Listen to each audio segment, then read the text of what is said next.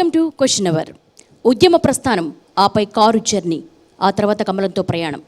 ఓటమెరుగని నేతకు తొలిసారి అసెంబ్లీ ఎన్నికల్లో పరాజయం పలుకరించింది. ఇక పార్లమెంటుపై కన్నేశారు. అతిపెద్ద లోక్సభ నియోజకవర్గమైనటువంటి మల్కాజ్గిరి బరిలో నిలిచారు. ఆయన ఎవరో ఇప్పటికే మీకు అర్థమైపోయి ఉంటుంది. అందరికీ సుపరిచితులు ఈటెల రాజేంద్ర గారు. ఈనాటి క్వశ్చన్ అవర్ గెస్ట్. మరి బీజేపీలో మొదట్లో ఇమ్మడలేకపోయిన ఆయన ఇప్పుడు అడ్జస్ట్ అయ్యారా? మునుపటి దూకుడు కనిపించడం లేదేంటి? బీజేపీ ఈసారి ఎన్ని సీట్లు గెలుస్తుంది? ఇలాంటి అనేక ప్రశ్నలకు సమాధానం రాపడదాం. మరి ఇక్కడ అందరూ వెయిట్ చేస్తున్నారు. మా editorial team. Good evening one and all. Welcome to our show. Rajendra గారు నమస్తే అండి. నమస్కారం. Welcome to our show, studio and show. Thank you. Rajendra గారు, ప్రచారం ఎలా సాగుతోంది? ఇంతకీ మల్కాజ్గిరికి మీరు లోకలా నాన్ లోకలా? అంటే అంతటా ఒక పెద్ద డిబేట్ జరుగుతోంది. చేతకాని వాళ్ళు, చేవలేని వాళ్ళు ఇట్లాంటివన్నీ మాట్లాడుతుంటారు. ఈటల అనేటువంటి లోకల్ నా లోకల్, తెలంగాణ రాష్ట్రానికే లోకల్ నేను. తెలంగాణ మట్టి బిడ్డ నేను. ఏ జిల్లాకు పోయినా ఒక నిమిషంలో 10 మంది వచ్చి నాతో సెల్ఫీలు దిగేటువంటి లీడర్ నేను. నన్ను పట్టుకొని లోకలా నా లోకలా పిచ్చి వాళ్ళు చేసే పని తప్ప ఇంకోటి కాదు. అయినా డెప్త్కి పోయి చెప్పండి, నేనే ములికిన అసలు. నా స్కూలు, నా కాలేజీలు, నా వ్యాపారం, నా ఇల్లు, నా వాకి అంతా ఇక్కడ ఉన్నది. నవ్వుకుంటున్నారు. రాజేంద్ర లోకలా నా లోకలా నవ్వుకుంటారు. ఎందుకంటే నా ఇంటికి రాని వ్యక్తులు చాలా తక్కువ. లక్షల మంది వచ్చి ఉంటారు ఇప్పటికే, లక్షలు. 23 ఇయర్స్ నుంచి రాజకీయాలు ఉన్నాయి కాబట్టి అట్లాంటి దానికి ఆస్కారం లేదు. దాన్ని చూసి నవ్వుకుంటున్నారు. ఎస్ రాజేందర్ గారు, గజ్వేలు నియోజకవర్గంలో మీరు చెల్లలేదు, హుజురాబాద్ నియోజకవర్గంలో అసెంబ్లీ ఎన్నికల్లో చెల్లలేదు. ఇప్పుడు మల్కాజ్గిరిలో ఈటెల రాజేందర్ ఎట్లా చెల్లుతుంది? అక్కడ చెల్లని రూపాయి ఇక్కడ ఎట్లా చెల్లుతుంది? అంటే రమేష్ గారు, రాజకీయాలు అన్నప్పుడు, ఎన్నికల్లో పోటీ చేస్తున్నప్పుడు ఎప్పుడు తన జాగి లెక్కనే ఉండదు, ఎప్పుడూ ఒకేలాగా ఉండదు. దేశ చరిత్రలో ఇందిరాగాంధీ లాంటి వాళ్ళు ఓడిపోయారు, ఎన్టీ రామారావు లాంటి వాళ్ళు ఓడిపోయారు. అప్పుడు ఉన్నటువంటి ఆ పర్టికులర్ సిచ్యువేషన్ ప్రకారంగా రిజల్ట్ వస్తుండొచ్చు. కానీ అంత మాత్రం ఇది చెల్లుతుంది చెల్లదు అనేటువంటి ఆ కేసీఆర్ ఆ పిచ్చి మాటలు మీరు మాట్లాడడానికి మంచిగా లేదు. రాజకీయాల్లో ప్రతి ఒక్కరు 20 ఏళ్ళున్నా, 30 ఏళ్ళున్నా అల్టిమేట్గా ఎప్పుడో ఒకనాడు ఓటమి తప్పదు. ఇలాంటి పిచ్చి మాటలు మాట్లాడేటప్పుడు కేసీఆర్ పక్కనే ఉన్నారు మీరు. ఇలాంటి పిచ్చి మాటలు మాట్లాడేటప్పుడు కేసీఆర్ పక్కనే ఉండి ఆనందించారు, ఆస్వాదించారు కూడా. ఆస్వాదించలే మేము. ఎందుకు అనుకుంటున్నాం అట్లా ఆస్వాదించలేని చెప్పి? మాలాంటి వాళ్ళం తప్పకుండా ఇది మంచి భాష కాదనుకుంటాం, మంచి పద్ధతి కాదనుకుంటాం. అట్లా ఇన్సల్ట్ చేయడం, అట్లా హ్యూమిలేట్ చేయడం మంచిది కాదు. అది అక్కడ ఎందుకు ఓడిపోయారు, ఇక్కడ ఎందుకు గెలుస్తారు అనుకుంటున్నారు? ఓటమికి అనేక కారణాలు ఉంటాయి చారి గారు. అప్పుడున్నటువంటి ఆ పరిస్థితి, ఆ నియోజకవర్గానికి ఉంటే పర్టికులారిటీ, హుజురాబాద్లో ఉండే పరిస్థితి, అక్కడ ఆ సందర్భం ఉంటుంది. అంత మాత్రానికి పర్మనెంట్ ఓడిపోతాడు, లేకపోతే ఇక్కడ గెలవడు. 2 పడవల మీద కాలు పెట్టి ఈటెల రాజేందర్ తప్పడడుగు వేశారా? తప్పడానికి ఏమేలే, నేను చేయగలలోని కాబట్టి, చేతనని కాబట్టి ఛాలెంజ్ చేసి మాటకు నిలబడి ఉన్నాడు. నేను గుర్తుపెట్టుకో, పదవి వస్తారా ముఖ్యం కాదు, కానీ గడగడలు ఆడించిన. డబ్బుతో గెలవచ్చు, మేనేజ్మెంట్తో గెలవచ్చు, అధికార దుర్వినియోగాన్ని పడుతుండొచ్చు, కానీ మోరల్ విక్టరీ నాదే. గుర్తుపెట్టుకో, విజయం రిజల్ట్ రాగానే విక్టరీ కాదు. ఇవాళ కొట్టాడగలిగే శక్తి, సత్తా, ధైర్యం ఇవాళ ఈటలకే ఉందని చెప్పి ప్రూవ్ అయింది. గెలుపులో నైతికత గెలుపు అసలు గెలుపు అని ఉంటుందా సార్? 100% కదా ఉంటుంది, ఎందుకు ఉండదు? ఇవాళ డబ్బులు పెట్టి ప్రలోభ పెట్టి అధికార దుర్వినియోగానికి పాల్పడి, మీరు ఎప్పుడైనా పోయి గజ్వేల్ అడగండి, ఎన్ని వేల రూపాయలు ఇచ్చిండు కేసీఆర్ గారు. ఒక ముఖ్యమంత్రిగా 10 సంవత్సరాల ముఖ్యమంత్రిగా చేసినటువంటి వ్యక్తి, కాలువలు తవ్వించిన, రోడ్లు వేసిన, డెవలప్మెంట్ చేసిన వ్యక్తి చివరికి బొక్కబోర్ల పడతారని తెలిసి ఇలా ఏమేమి ఇచ్చిండో అక్కడ పోయి ఒకసారి ఎంక్వైరీ చేసి రాజేంద్ర గారు ఇన్ని ఎన్నికల్ని ఫేస్ చేశారు కదా, ఓట్లోకి డబ్బులు ఇవ్వకుండా మీరు గెలిచారా ఎప్పుడైనా? 100%.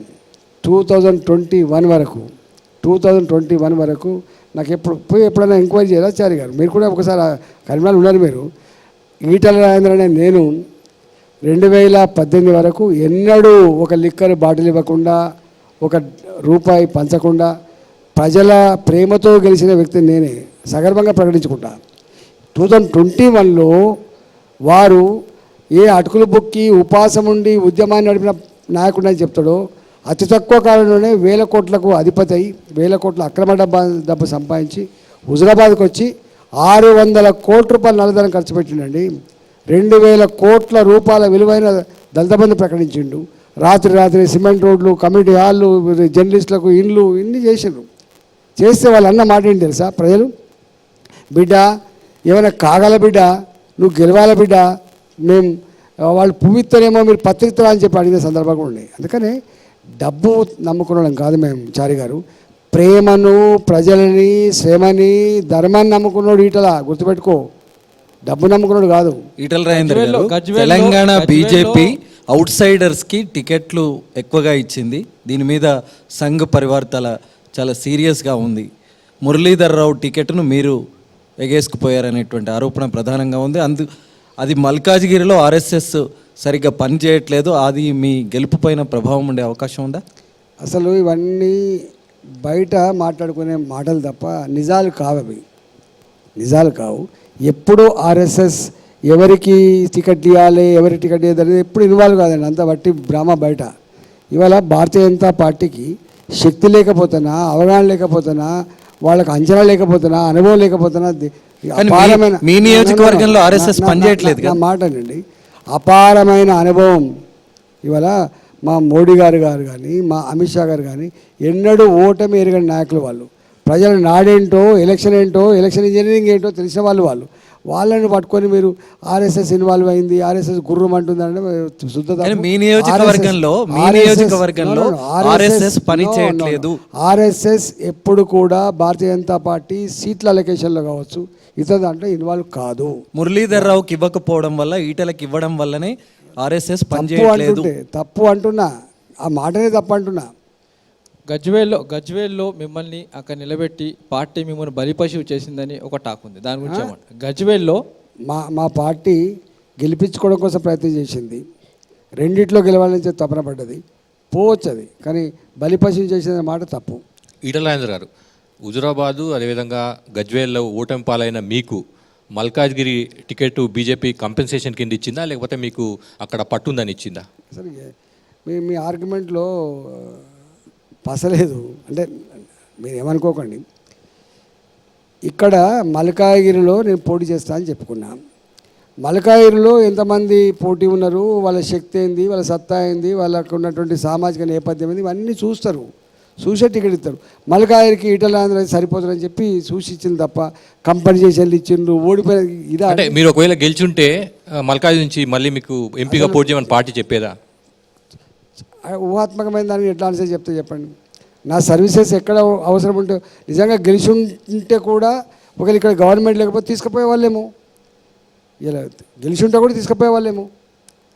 ఎందుకంటే పార్టీ ఎక్కడ ఏ వ్యక్తి అవసరం పడతారు అది పార్టీ ఆలోచిస్తుంది.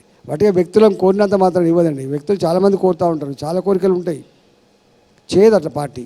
ఈటల గారు, గత ఎన్నికల్లో, అసెంబ్లీ ఎన్నికల్లో బీజేపీ బీసీ ఎజెండాతో వెళ్ళింది, బీసీని సీఎం చేస్తా అని చెప్పేసి వెళ్ళింది. అయినప్పటికీ కూడా మీకు ఓటు రాలేదు. ఎవరైతే బీసీ సీఎంలు అవుతారని చెప్పిన వాళ్ళే ఓడిపోయినటువంటి పరిస్థితి. ఆ ఎజెండాను బీజేపీ అట్లే కంటిన్యూ చేస్తుందా, లేకుంటే తన యొక్క స్టాండ్ మార్చుకోబోతుందా? కానీ ఒక మాట, ఎంత ఆచితూచి తీసుకున్న నిర్ణయం అంటే అది స్వతంత్రం వచ్చినప్పటి నుంచి వెళ్ళి మొన్నటి వరకు అంటే ఇప్పటికి కూడా ఒక ఓబీసీ ముఖ్యమంత్రి కాలేకపోయింది. ఇక్కడ భారతీయ జనతా పార్టీ సోషల్ ఇంజనీరింగ్లో ఎట్లా నంబర్ 1 మీకు చూసిండ్రు. వాజ్పేయి గారు ప్రధానమంత్రి అయితే ఒక అబ్దుల్ కలాం గారు రాష్ట్రపతి అయ్యిండ్రు. మోడీ గారు మొట్టమొదటిసారి ప్రధానమంత్రి అయిన తర్వాత ఒక దళిత బిడ్డ రాష్ట్రపతి అయ్యిండు. మొన్న ఎవరు ఎక్స్పెక్ట్ చేయలేదు. ఆదివాసీ అడవి బిడ్డ ముర్మును రాష్ట్రపతిని చేసిన చరిత్ర భారతీయ జనతా పార్టీ. ఇవాళ మొన్న మీరు చూసిండ్రు మధ్యప్రదేశ్లో, రాజస్థాన్లో, మన ఛత్తీస్గఢ్ ఎన్నికలైతే ఒక దగ్గర ఓబీసీ ముఖ్యమంత్రి చేయగలిగారు. అంటే ఎందుకు వర్కౌట్ కాలేదు తెలంగాణ? చెప్తా. మా నిర్ణయం అప్పటికి అది కనెక్ట్ కాకపోవచ్చు, రకరకాల పద్ధతులు కనెక్ట్ కాకపోవచ్చు, అంతే తప్ప నిర్ణయం తప్పని ఎప్పుడు అన్నారు. మా పార్టీ ఇప్పటికి కూడా భారతీయ జనతా పార్టీ 3 కోరుకుంటుంది. అందరి ప్రభుత్వంగా, అందరి పార్టీగా ఉండాలని కోరుకుంటుంది. కొందరి పార్టీగా, కొందరి అవసరాల కోసం ఉండాలని కోరుకోదు భారతీయ జనతా పార్టీ. సామాజిక నేపథ్యాన్ని, సామాజిక సమతుల్యతని తూచా తప్పకుండా చేసే పార్టీ భారతీయ జనతా పార్టీ మాత్రమే. ఇవాళ ఆ సత్తా ఎవరికి లేదు. కాబట్టి ఇవాళ తీసుకున్న నిర్ణయం తప్పని కాదు, కానీ డెఫినెట్గా ఎక్కడో ఒకనాడు ఈ రాష్ట్రంలో 50% పైబడినటువంటి ఓబీసీలకి రాజ్యాధికారం రావాలన్నటువంటి అది మాత్రం పోలే. రాజేంద్ర గారు, మల్కాజ్గిరిలో 2019 ఎలక్షన్ తీసుకుంటే బీజేపీకి గెలిచిన కాంగ్రెస్కి మధ్య 3 లక్షల ఓట్లు తేడా ఉన్నాయి. ఆ 3 లక్షల ఓట్లు మీరు సంపాదించుకొని కాంగ్రెస్ని దాటి ముందుకెళ్ళగలుగుతారా? అసలు ఎప్పుడు కూడా మొన్న వచ్చినాయి కాబట్టి వాళ్ళు రావాలంటే లేదు. ఫర్ ఎగ్జాంపుల్ 2018లో టీఆర్ఎస్ పార్టీ కరీంనగర్లో 4.5 lakhs ఓట్ల మెజార్టీతో గెలిచింది. 2019 4 నెలలు తిరగకముందే ఈ 4.5 లక్షల ఆవిరైపోయి 1,00,000 ఓట్ల మెజార్టీతో మా బండి సంజయ్ గారు గెలిచింది, గుర్తుపెట్టుకోండి. ఇది 2018లో మొత్తం 90 సీట్లు గెలిచింది టీఆర్ఎస్ పార్టీ. వేరే పార్టీల వాళ్ళు కాంగ్రెస్ పార్టీ కానీ బీజేపీ పార్టీ అన్న టీఆర్ఎస్ ఉన్న బీజేపీ పార్టీ కానీ పోటీ చేయడానికే సాహసం చేయలే. గెలిచేదా పాడా ఏదో ఏద్దా అని వేస్తే ప్రజలు గెలిపించిండ్రు. ఎలక్షన్ ఇంజనీరింగ్ లేదు, డబ్బులు లేవు, ఏది లేదు, కానీ గెలిపించింది ప్రజలు. అందుకనే ఎప్పుడు కూడా ప్రజాస్వామ్యంలో ప్రజలే చరిత్ర నిర్మాతలు అనే విషయాన్ని గుర్తుపెట్టుకోవాలి. నెంబర్ 2, తాత జాగీర్ లాగా ఎప్పుడు గిట్టే ఉంటుంది అనేటువంటి భావన తప్పని నిర్ణయించుకోవాలి. 3వది, ప్రజలకు నచ్చినంత వరకే వాళ్ళు మెస్తారు తప్ప నచ్చకపోతే బండక్కేసి కొడతారని కూడా గుర్తుపెట్టుకోవాలి. ఇవాళ మీరు అంటున్నారు కదా మొన్నటి ఎన్నికలు, ఇప్పుడు ప్రజలు ఎక్కడికి పోయినా ఈ దఫా ఎన్నికలు మోడీ గారిని మళ్ళీ ప్రధానమంత్రి చేయాలనే ఎన్నికలు. ఈ దఫా భారతీయ జనతా పార్టీకి మా ఓటు, ఇది స్పష్టంగా కనబడుతుంది. మీరు దీనికి ఇదేం రాకెట్ సైన్స్ కాదు, ఇది శోధించేది కూడా అక్కర్లేదు. మీరు పోయి చక్కగా పోయి ఏ ఇంటికి పోయినా కూడా ఇవాళ ఏందమ్మా అంటే మేము మోడీ గారు కొట్టిద్దాం బిడ్డ అంటారు. That is people's perception today. మల్కాజ్గిరిలో ఈటెల రాజేంద్రకు కాంగ్రెస్ పార్టీ సహకరిస్తూ ఉంది. చేవెళ్ల నియోజకవర్గానికి సంబంధించిన ఆమెను తీసుకొచ్చి బలహీనమైన అభ్యర్థిని మీ మీద పోటీకి పెట్టారు. అక్కడ చాలామంది బలమైన కాంగ్రెస్ వాళ్ళు అడిగినా కూడా సీటు ఇవ్వకుండా ఆ చివరి నుంచి తీసుకొచ్చి ఈ చివరి పోటీ చేస్తున్నారు. అలాంటి ఏర్పాట్లు ఏమైనా మీకు ఆ పార్టీకి మధ్య ఉన్నాయా? శుద్ధ తప్పు అది, దానికి ఈ సమాధానం లేదు. చేస్తారా? ఇవాళ రేవంత్ రెడ్డి గారు ఒంటి కాలమే లేస్తున్నాడు. ఎవరు గెలిచినా ఓడిపోయినా ఈటల మాత్రం ఓడిపోవాలని చెప్పి ఒంటి కాలమే లేస్తున్నాడు. రాత్రి నాయకులను కొంటున్నారు. సేమ్ కేసీఆర్ 2021లో హుజరాబాద్లో ఏం చేసిండో ఇవాళ అదే పద్ధతి మళ్ళీ రేవంత్ రెడ్డి గారు మా మల్కాజ్గిరిలో చేస్తున్నారు. అంటే మీ మీద 2 పార్టీలు కూడా డమ్మీలను పెట్టారని చెప్పేసి ఒకరికొకరు ఆరోపిస్తున్నటువంటి పరిస్థితి. ఎవరు డమ్మీలో ఎవరు శక్తులలో ఎడదెలుతుంది. గాలి ఉంటే డమ్మీలు కూడా ఒక్కోసారి ఎంపీలు అవుతారు, గుర్తుపెట్టుకోండి. మనం చూడలేదా మేమన్నా అనేక నియోజకవర్గాల్లో మన వరంగల్లో మా రమేష్ గారు ఉన్నారు, అడగండి. 3 రోజుల ముందే దుకాణం ఎత్తేసిండు. నేను నా పైసలు లేవు, నేను గెలవని దుకాణం ఎత్తే 40-50 వేల మేరతో గెలిచిండు. అందుకనే డమ్మీలు అనేది ఏమి ఉండదు. పార్టీ సృష్టించిన గాలి, ఏర్పడ్డ వాతావరణం మీద ఆధారపడి ఎన్నికలు ఉంటాయి తప్ప వట్టిగా ఇట్లా మొన్నటిసారి జరిగింది వాతావరణం మీదే కదా. ఇప్పుడు కూడా వాతావరణం వ్యక్తుల మీద ఆధారపడి దానికంటే కూడా ఇవాళ పార్టీ యొక్క హవా మీద ఆధారపడి ఎన్నికలు జరుగుతున్నాయి. మొన్నటి అట్లే జరిగింది, ఇప్పుడు అట్లే జరుగుతుంది. సార్, గత కొన్ని నెలలుగా బీజేపీ పార్టీలో అంతర్గత పోరు కొనసాగుతుంది. ముఖ్యంగా మీకు బండి సంజయ్ గారికి అట్లాగే కిషన్ రెడ్డి గారికి కొంత పడట్లేదు అనేసి ఒక టాక్ అయితే నడుస్తుంది. ఆయన అధ్యక్ష పదవి పోవటానికి కూడా మీరు అధిష్టానం మీద పెట్టిన ఒత్తిడే కారణం అని కూడా టాక్ నడుస్తుంది. దాని మీద ఏమంటారు? తప్పు అది. ఇట్లనే అక్కడక్కడ మీడియా కొంతమంది సృష్టించేటువంటి మాటలు తప్ప ఇది ఫ్యాక్ట్ లేదు. మా బండి సంజయ్ గారు బ్రహ్మాండంగా గెలవబోతున్నారు అక్కడ. మా కిషన్ రెడ్డి గారు మంచిగా బ్రహ్మాండంగా గెలవబోతున్నాడు. పార్టీలలో డిఫరెన్స్ ఆఫ్ ఒపీనియన్ ఉండడం సహజంగా ఉంటుంది, కానీ మీరు అన్నట్టుగా ఇక్కడ ఉండదండి. ఎన్నికల ముందు బీజేపీ గాలి బాగుంది, సంజయ్ నేతృత్వంలో పార్టీ దూసుకెళ్తుందన్న సమయంలో ఈటెల రాజేందర్ అభ్యంతరం పెట్టాడు. ఆయన శైలిని, అందుకోసమే ఈటెల రాజేందర్ కోసం ఆయన తీసి పక్కన పెట్టారు అని అంటారు. కొత్తగా పార్టీలో పోయినండి నేను ఇంకా ఢిల్లీ దాకా పోయి ఈ పని చేయగలిగే శక్తి ఉంటుందా అండి అసలు? రెండవది, ఆయన నా 22 సంవత్సరాల చరిత్రలో నాకు ఒక్క మనిషి అయినా టీఆర్ఎస్ పార్టీలో శత్రువులు ఉన్నారా? ఒక్క మనిషి అయినా ఇటలా తప్పు పని చేస్తారని అనుకుంటారా చెప్పండి? నేను 104 ఉండే బాపతోని నేను నా పని నేను చేసుకుంటూ పోయడం తప్ప నేను ప్రొయాక్టివ్గా పాజిటివ్గా ఉంటుంది తప్ప నెగిటివ్ ఉంటుంది కాదు కదా. ఎందుకు వచ్చింది అలాగా? సంజయ్ తోటి ఈటెలకు పడదు, ఈటెలకి కిషన్ రెడ్డికి పడదు, కిషన్ రెడ్డికి అదంతా సంజయ్కి పడదు అనేది కొంతమంది సృష్టిస్తున్న తప్పుడు కథనాలు, వార్తలు తప్ప ఇది నిజం లేదు. సార్, రాముడి ఫోటో లేకుండా మీరు ఎన్నికల్లో పోటీ దిగండి, రాముడి ఫోటో లేకుండా ప్రచారానికి రండి అని చెప్పి కాంగ్రెస్ నేతలు డిమాండ్ చేసినటువంటి పరిస్థితి. ప్రతిరోజు ఉదయం లేచినప్పటి నుంచి కాంగ్రెస్ మంత్రి పొన్నం ప్రభాకర్ కావచ్చు, సీనియర్ లీడర్లు కూడా కావచ్చు, కేవలం రాముడి ఫోటోతో అయోధ్య రాముడి యొక్క దేవాలయం ఓపెనింగ్తోనే వీళ్ళు ఎన్నికలకు పోవాలని చెప్తున్నటువంటి విమర్శలకు బీజేపీ నేతలు ఎలాంటి సమాధానం చెప్తారు? ఖచ్చితంగా రాముడు మీకు ఓట్లు కురిపిస్తాడా? తప్పు. మేము మా మోడీ గారి ఫోటో పెట్టుకొని పోతున్నాం మోడీ రాముడిని నమ్ముకున్నాడు కదా దేశవ్యాప్తంగా. నా మాటేనండి. మోడీ గారు ఎప్పుడు కూడా, మీరు వినండి, చాలా ఇంపార్టెంట్ ఇది.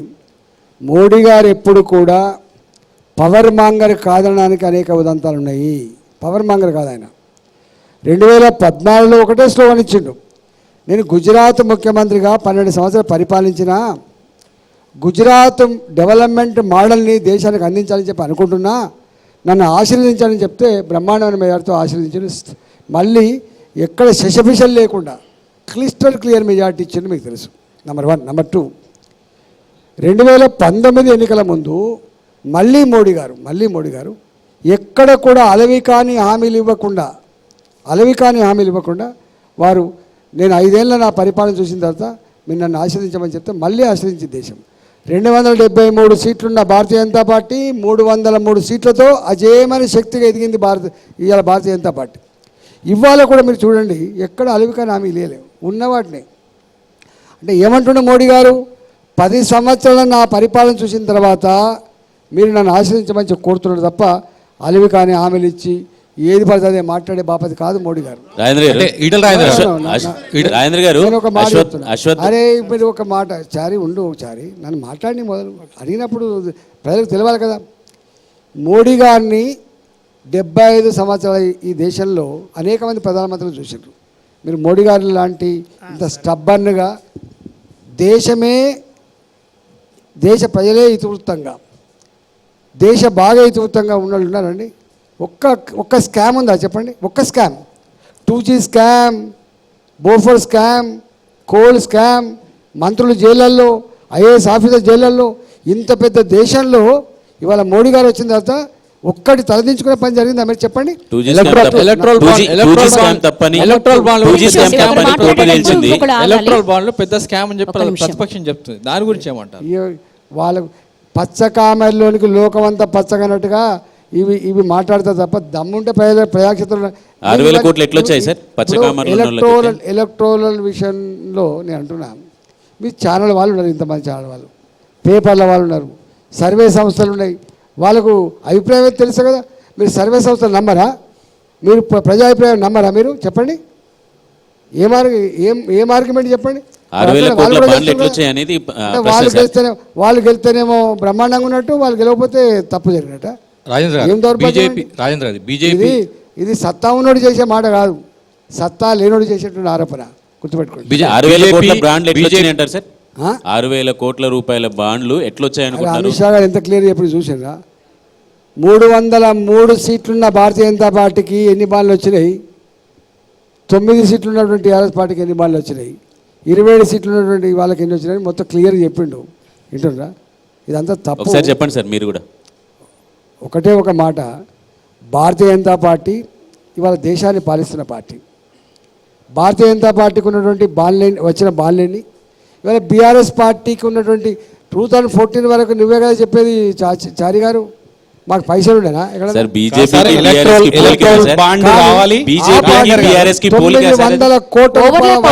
ఒకరి తర్వాత ఒకరు అడగండి. బీజేపీకి బీఆర్ఎస్ కి పోటీనా సార్?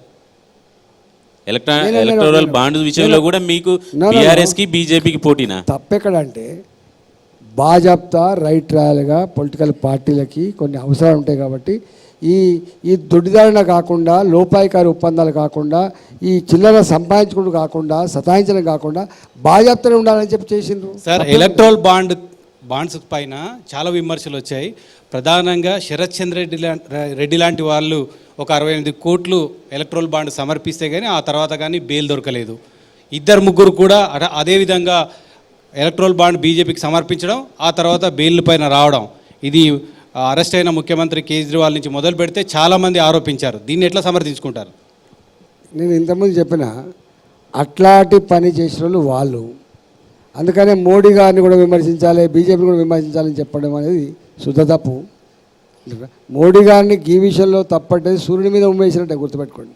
సార్, బీజేపీ అజేయమైన శక్తి అని మీరు అంటున్నారు, ఇంతకుముందు స్టేట్మెంట్ ఇచ్చారు.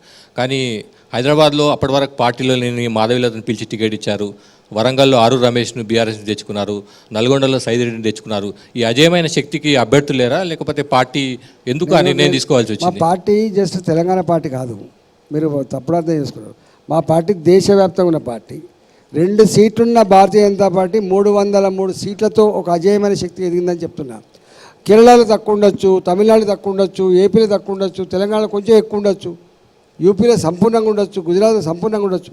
అట్లా ఆ స్పిరిట్ అట్లా తీసుకోండి. భారతీయ బీజేపీ నిజంగా కూడా అజేయమైన శక్తి. అరువు తెచ్చుకోలేదండి, అరువు తెచ్చుకోలేదు. అరువు ఏం తెచ్చుకోలేదు? నెల ముందు తీసుకొచ్చి టికెట్లు ఇచ్చారు సార్. అంతకుముందు పార్టీలో పనిచేసిన వాళ్ళు లేరా? వాళ్ళ గుర్తింపు ఇవ్వలేదా? అంటే వలస నేతలకు ఎక్కువగా టికెట్లు ఇస్తున్నారు. నో సారీ, మీరు బాగా అర్థం చేసుకోవాల్సింది. ఇక్కడ తెలంగాణలో ఎలక్టోరల్ పాలిటిక్స్లో అనుభవం ఉన్న వాళ్ళు కావచ్చు, ప్రజలకు కనెక్ట్ అయిన వాళ్ళు కావచ్చు, ఆ గ్లామర్ ఆ స్టేచర్ ఉన్న వాళ్ళు కావచ్చు, రేపు అటుగానే పెట్టగానే గెలిచిపోతారు. బీజేపీలో ప్రజలతో కనెక్ట్ అయిన వాళ్ళు లేరు, వీళ్ళు మాత్రమే కనెక్ట్ అయ్యారు. ఎదుగుతున్న పార్టీ కాబట్టి, తప్పకుండా గెలవాలనే సంకల్పం ఉన్న పార్టీ కాబట్టి, ఇతరుల శక్తి కూడా ఇలా పార్టీ ఎంత ఉన్నప్పటికి కూడా, పార్టీ గ్లామర్ ఎంత ఉన్నప్పటికి కూడా, మోడీ అవ ఎంత ఉన్నప్పటికి కూడా, క్యాండిడేట్లు కూడా ప్రజలు నచ్చిన వాళ్ళుగా కొంచెం ఎక్స్పోజర్గా ఉంటే యాడ్ అవుతుంది కాబట్టి తెచ్చిస్తారు. తప్పేముందండి? కానీ బయట ఇక్కడ ఇయ్యరు కదా. బలం ఉన్న కానీ ఎందుకు ఇస్తారు చెప్పండి? బలం లేదు కాబట్టే కదా. ఇక్కడ బలం లేదు కాబట్టి, బలం సంతరించుకోవాలి కాబట్టి ఇలా పనిచేస్తుంది. బీజేపీలో అంతా బలహీనమైన నేతలు ఉన్నారంటే కొత్త నేతలు తయారు చేసుకోలేకపోయింది. బలహీనమైన ఎలక్టోరల్ పాలిటిక్స్లో కనెక్ట్ అయిన వాళ్ళు ఉండాలి, అనుభవమైన వాళ్ళు ఉండాలి. వాటికనే కదా ఓట్లు. అనుభవమైన వాళ్ళు లేరు, కనెక్ట్ అయిన వాళ్ళు లేరు బీజేపీలో, అంతే కదా సార్. అందుకోసమే తెచ్చుకున్నారు కదా మీరు అన్న పాయింటే కదా సార్. అది ఒక్క మాట, ఉన్నదానికంటే కొంచెం ఎక్కువ కావాలని కోరుకుంటాం కావచ్చు. అనుభవం అసలు లేని ఎట్లా అంటావు? ఇలా నాకు 10% ఉండొచ్చు, ఇంకొకైనా 20% అయినా వస్తాడు, ఇవ్వాలి కదా. ఇంకొకైనా 30% కూడా వస్తాడు, ఇవ్వాలి కదా. మరి అన్ని రోజులు పార్టీకి పనిచేసిన వాళ్ళ పరిస్థితి ఏంటి సార్? అరే అన్ని పార్టీలో ఉంటుంది. నువ్వు ఇదో ఇక టీఆర్ఎస్ పార్టీ పెట్టినాం మేము. టీఆర్ఎస్ పార్టీ పెట్టిన అంతా టీఆర్ఎస్ పార్టీ ఉత్పత్తి చేసింది ఆయన కంపెనీలో పెట్టి. అరే ఒక్కడి రాజకీయాలు ఒక్కడి గుర్తుపెట్టుకోండి. మా కోసం ఎందుకు వేస్తున్నామండి? ఇలా కాంగ్రెస్ పార్టీకి 50 మంది పోయినారు, బలం అంటావా? అరే మీరు ఆర్గ్యుమెంట్ పెడితే ఇవాళ ఉన్న పరిస్థితులలో, అప్పటి ఎన్నికల వాతావరణంలో ఏ అభ్యర్థి అయితే వెతుకుంటారు అంటున్నా. అంటే ఏ కాకూడదేనా సార్? ఎప్పుడు పార్టీలో ఎవరు వస్తే వాళ్ళకి ఇచ్చి టికెట్లు ఇచ్చి గెలిపించుకోవడమేనా? ఒక పని చేయి, కేసీఆర్ గారి దగ్గర పోయి ఫస్ట్ ఇవన్నీ అడిగిరా. నీ పార్టీ ఎక్కడ? కేసీఆర్ గారు వచ్చినప్పుడు ఆయనను కూడా అడుగుతాం సార్. నేను అడిగిరా ఫస్ట్. మొన్న రేవంత్ రెడ్డి గారు ఉన్నారు కదా, నిన్న మారితే ఇవాళ టికెట్ ఇచ్చిపోయిందండి. మాదంతా అధ్వానం లేదు, గుర్తుపెట్టుకోండి. నిన్న మారితే ఎంతమందికి ఇచ్చిండండి చెప్పనా? పేరు చెప్పమంటావా? ఎంతమందికి ఇచ్చిండ్రు? పరకాల్లో మా రేవూరి ప్రకాశం తీసుకొని ఇచ్చిండు. వరంగల్లో ఆరూరు రమేష్ సార్, మీకు ఆదర్శం కాంగ్రెస్ పార్టీ సార్, కొత్త వాళ్ళకు టికెట్లు ఇవ్వాలని. మీరు అడగండి చంద్రశేఖర్ గారు. చారి గారు, మీరు అడిగే ప్రశ్నలలో పసలేదు, ఒకటి రేషనలిజం లేదు. వాటికి అడగాలి కాబట్టి అడగాలి. సిస్టమ్ ఏంది మీకు అర్థం కావాలి కదా. మీకు సిస్టమ్ అర్థమవుతుందా? ఇవాళ ఉన్నటువంటి రాజకీయ పరిస్థితులలో సిస్టమ్ ఏందో మీకు అర్థమవుతుందా అంటున్నా. మీరే 2 రకాల సమాధానాలు చెప్తున్నారు. నేను గెలిచే అభ్యర్థులను తీసుకొచ్చి టికెట్లు ఇస్తామని చెప్తున్నారు. కాంగ్రెస్ వాళ్ళు ఎందుకు ఇచ్చిరని మీరే అడుగుతున్నారు. ఈ రెండింటికి డిఫరెన్సెస్ ఆన్సర్స్ మీరు చెప్తున్నారు. ఇష్యూ ఏంటంటే మీరు కూల్గా వింటే నేను మాట్లాడతాను. మీరు ముగ్గురు మాట్లాడితే ఏంటంటే ఇష్యూ ఏంటంటే, సపోజ్ పరకాల ఉంది. పరకాల్లో అక్కడ ఉన్నటువంటి అభ్యర్థి కాంగ్రెస్ పార్టీ కావచ్చు, బీజేపీ పార్టీ కావచ్చు, సరిపోయినట్టుగా లేదు సర్వేలలో అనుకున్నప్పుడు, ఆయన వస్తే బాగుంటుంది అనుకున్నప్పుడు తెచ్చిస్తారు. గది ఉంటుంది అంతే తప్ప ఆయనకు అన్యాయం చేయాలి, ఆయన ఇన్ఎఫిషియెంట్ అని కాదు ఇక్కడ ఇష్యూ. ఆయనకంటే ఇంకో ఆయన పెడితే ఇంకో 5% ఎక్కువ ఓట్లు వచ్చే ఆస్కారం ఉంది. 5% ఎక్కువ ఓట్లు వస్తే ఆయన గెలిచే ఆస్కారం ఉంది. గట్ల ఆలోచిస్తుంది పార్టీ. కానీ ఇవాళ మునుపటి లెక్క లేదు చారి గారు. ఎందుకంటే కాంగ్రెస్ పార్టీ ఉన్నప్పుడు అంటేనే ఎవడు గెలిచినా మావాడు అనే ఫీలింగ్ ఉండే. ఇప్పుడు అట్లా లేదు. ఇలా సర్వే సంస్థలు వచ్చినాయి, పీకేలు వచ్చిండ్రు, నీకు సునీల్ కనుగోలు వచ్చిండ్రు. ఏ రోజుకు ఆ రోజు సర్వే జరుగుతుంది గ్రౌండ్ మీద. వాటిగా గుడ్డేసి చేలబడడం ఉంటుంది అనే పార్టీ, దాని మీద ఆధారపడిస్తారు. భారతీయ జనతా పార్టీ కూడా డెఫినెట్గా ఇప్పుడు మా అభ్యర్థి పరిస్థితి ఏంది, అన్ని రకాల చూసుకున్నప్పుడు ఇంకొక అభ్యర్థి వస్తే ఏమైనా యాడ్ అవుతుందా? డెఫినెట్గా ఇంకో 5% యాడ్ అవుతున్నప్పుడు గెలిపే కదా పార్టీ గీట్రాయి. అంటే పార్టీలన్నీ వేరే కానీ ఈ వలస వచ్చిన నాయకులు చేర్చుకోవడం, సీట్లు ఇవ్వడం విషయంలో ఒకటే సిద్ధాంతం, దాంట్లో తప్పేం లేదు. ఎదిగేంత వరకు సెట్ అయ్యేంత వరకు పార్టీ స్టెబిలైజ్ అయ్యేంత వరకు ఈ సిస్టమ్ ఉంటుంది, గుర్తుపెట్టుకోండి. ఓకే, అది మీకు అర్థం కాబట్టి నేనేం చేస్తా. Okay sir. ఇంకోటి మీరు అన్నారు కాంగ్రెస్కి 3G స్కామ్ ఉంది, 2G స్కామ్ ఉంది, మాకేమున్నాయి 10 ఏళ్ళు చేసాము ఒక మచ్చ ఉందా అంటున్నారు. మోడీ ఏం చేయరు, అమిత్ షా ఏం చేయరు. 5244 కేసులు ఈడీ, ఐటీ, సిబిఐ పెట్టిన కేసులు, అందులో రుజువైన 25 కేసులు.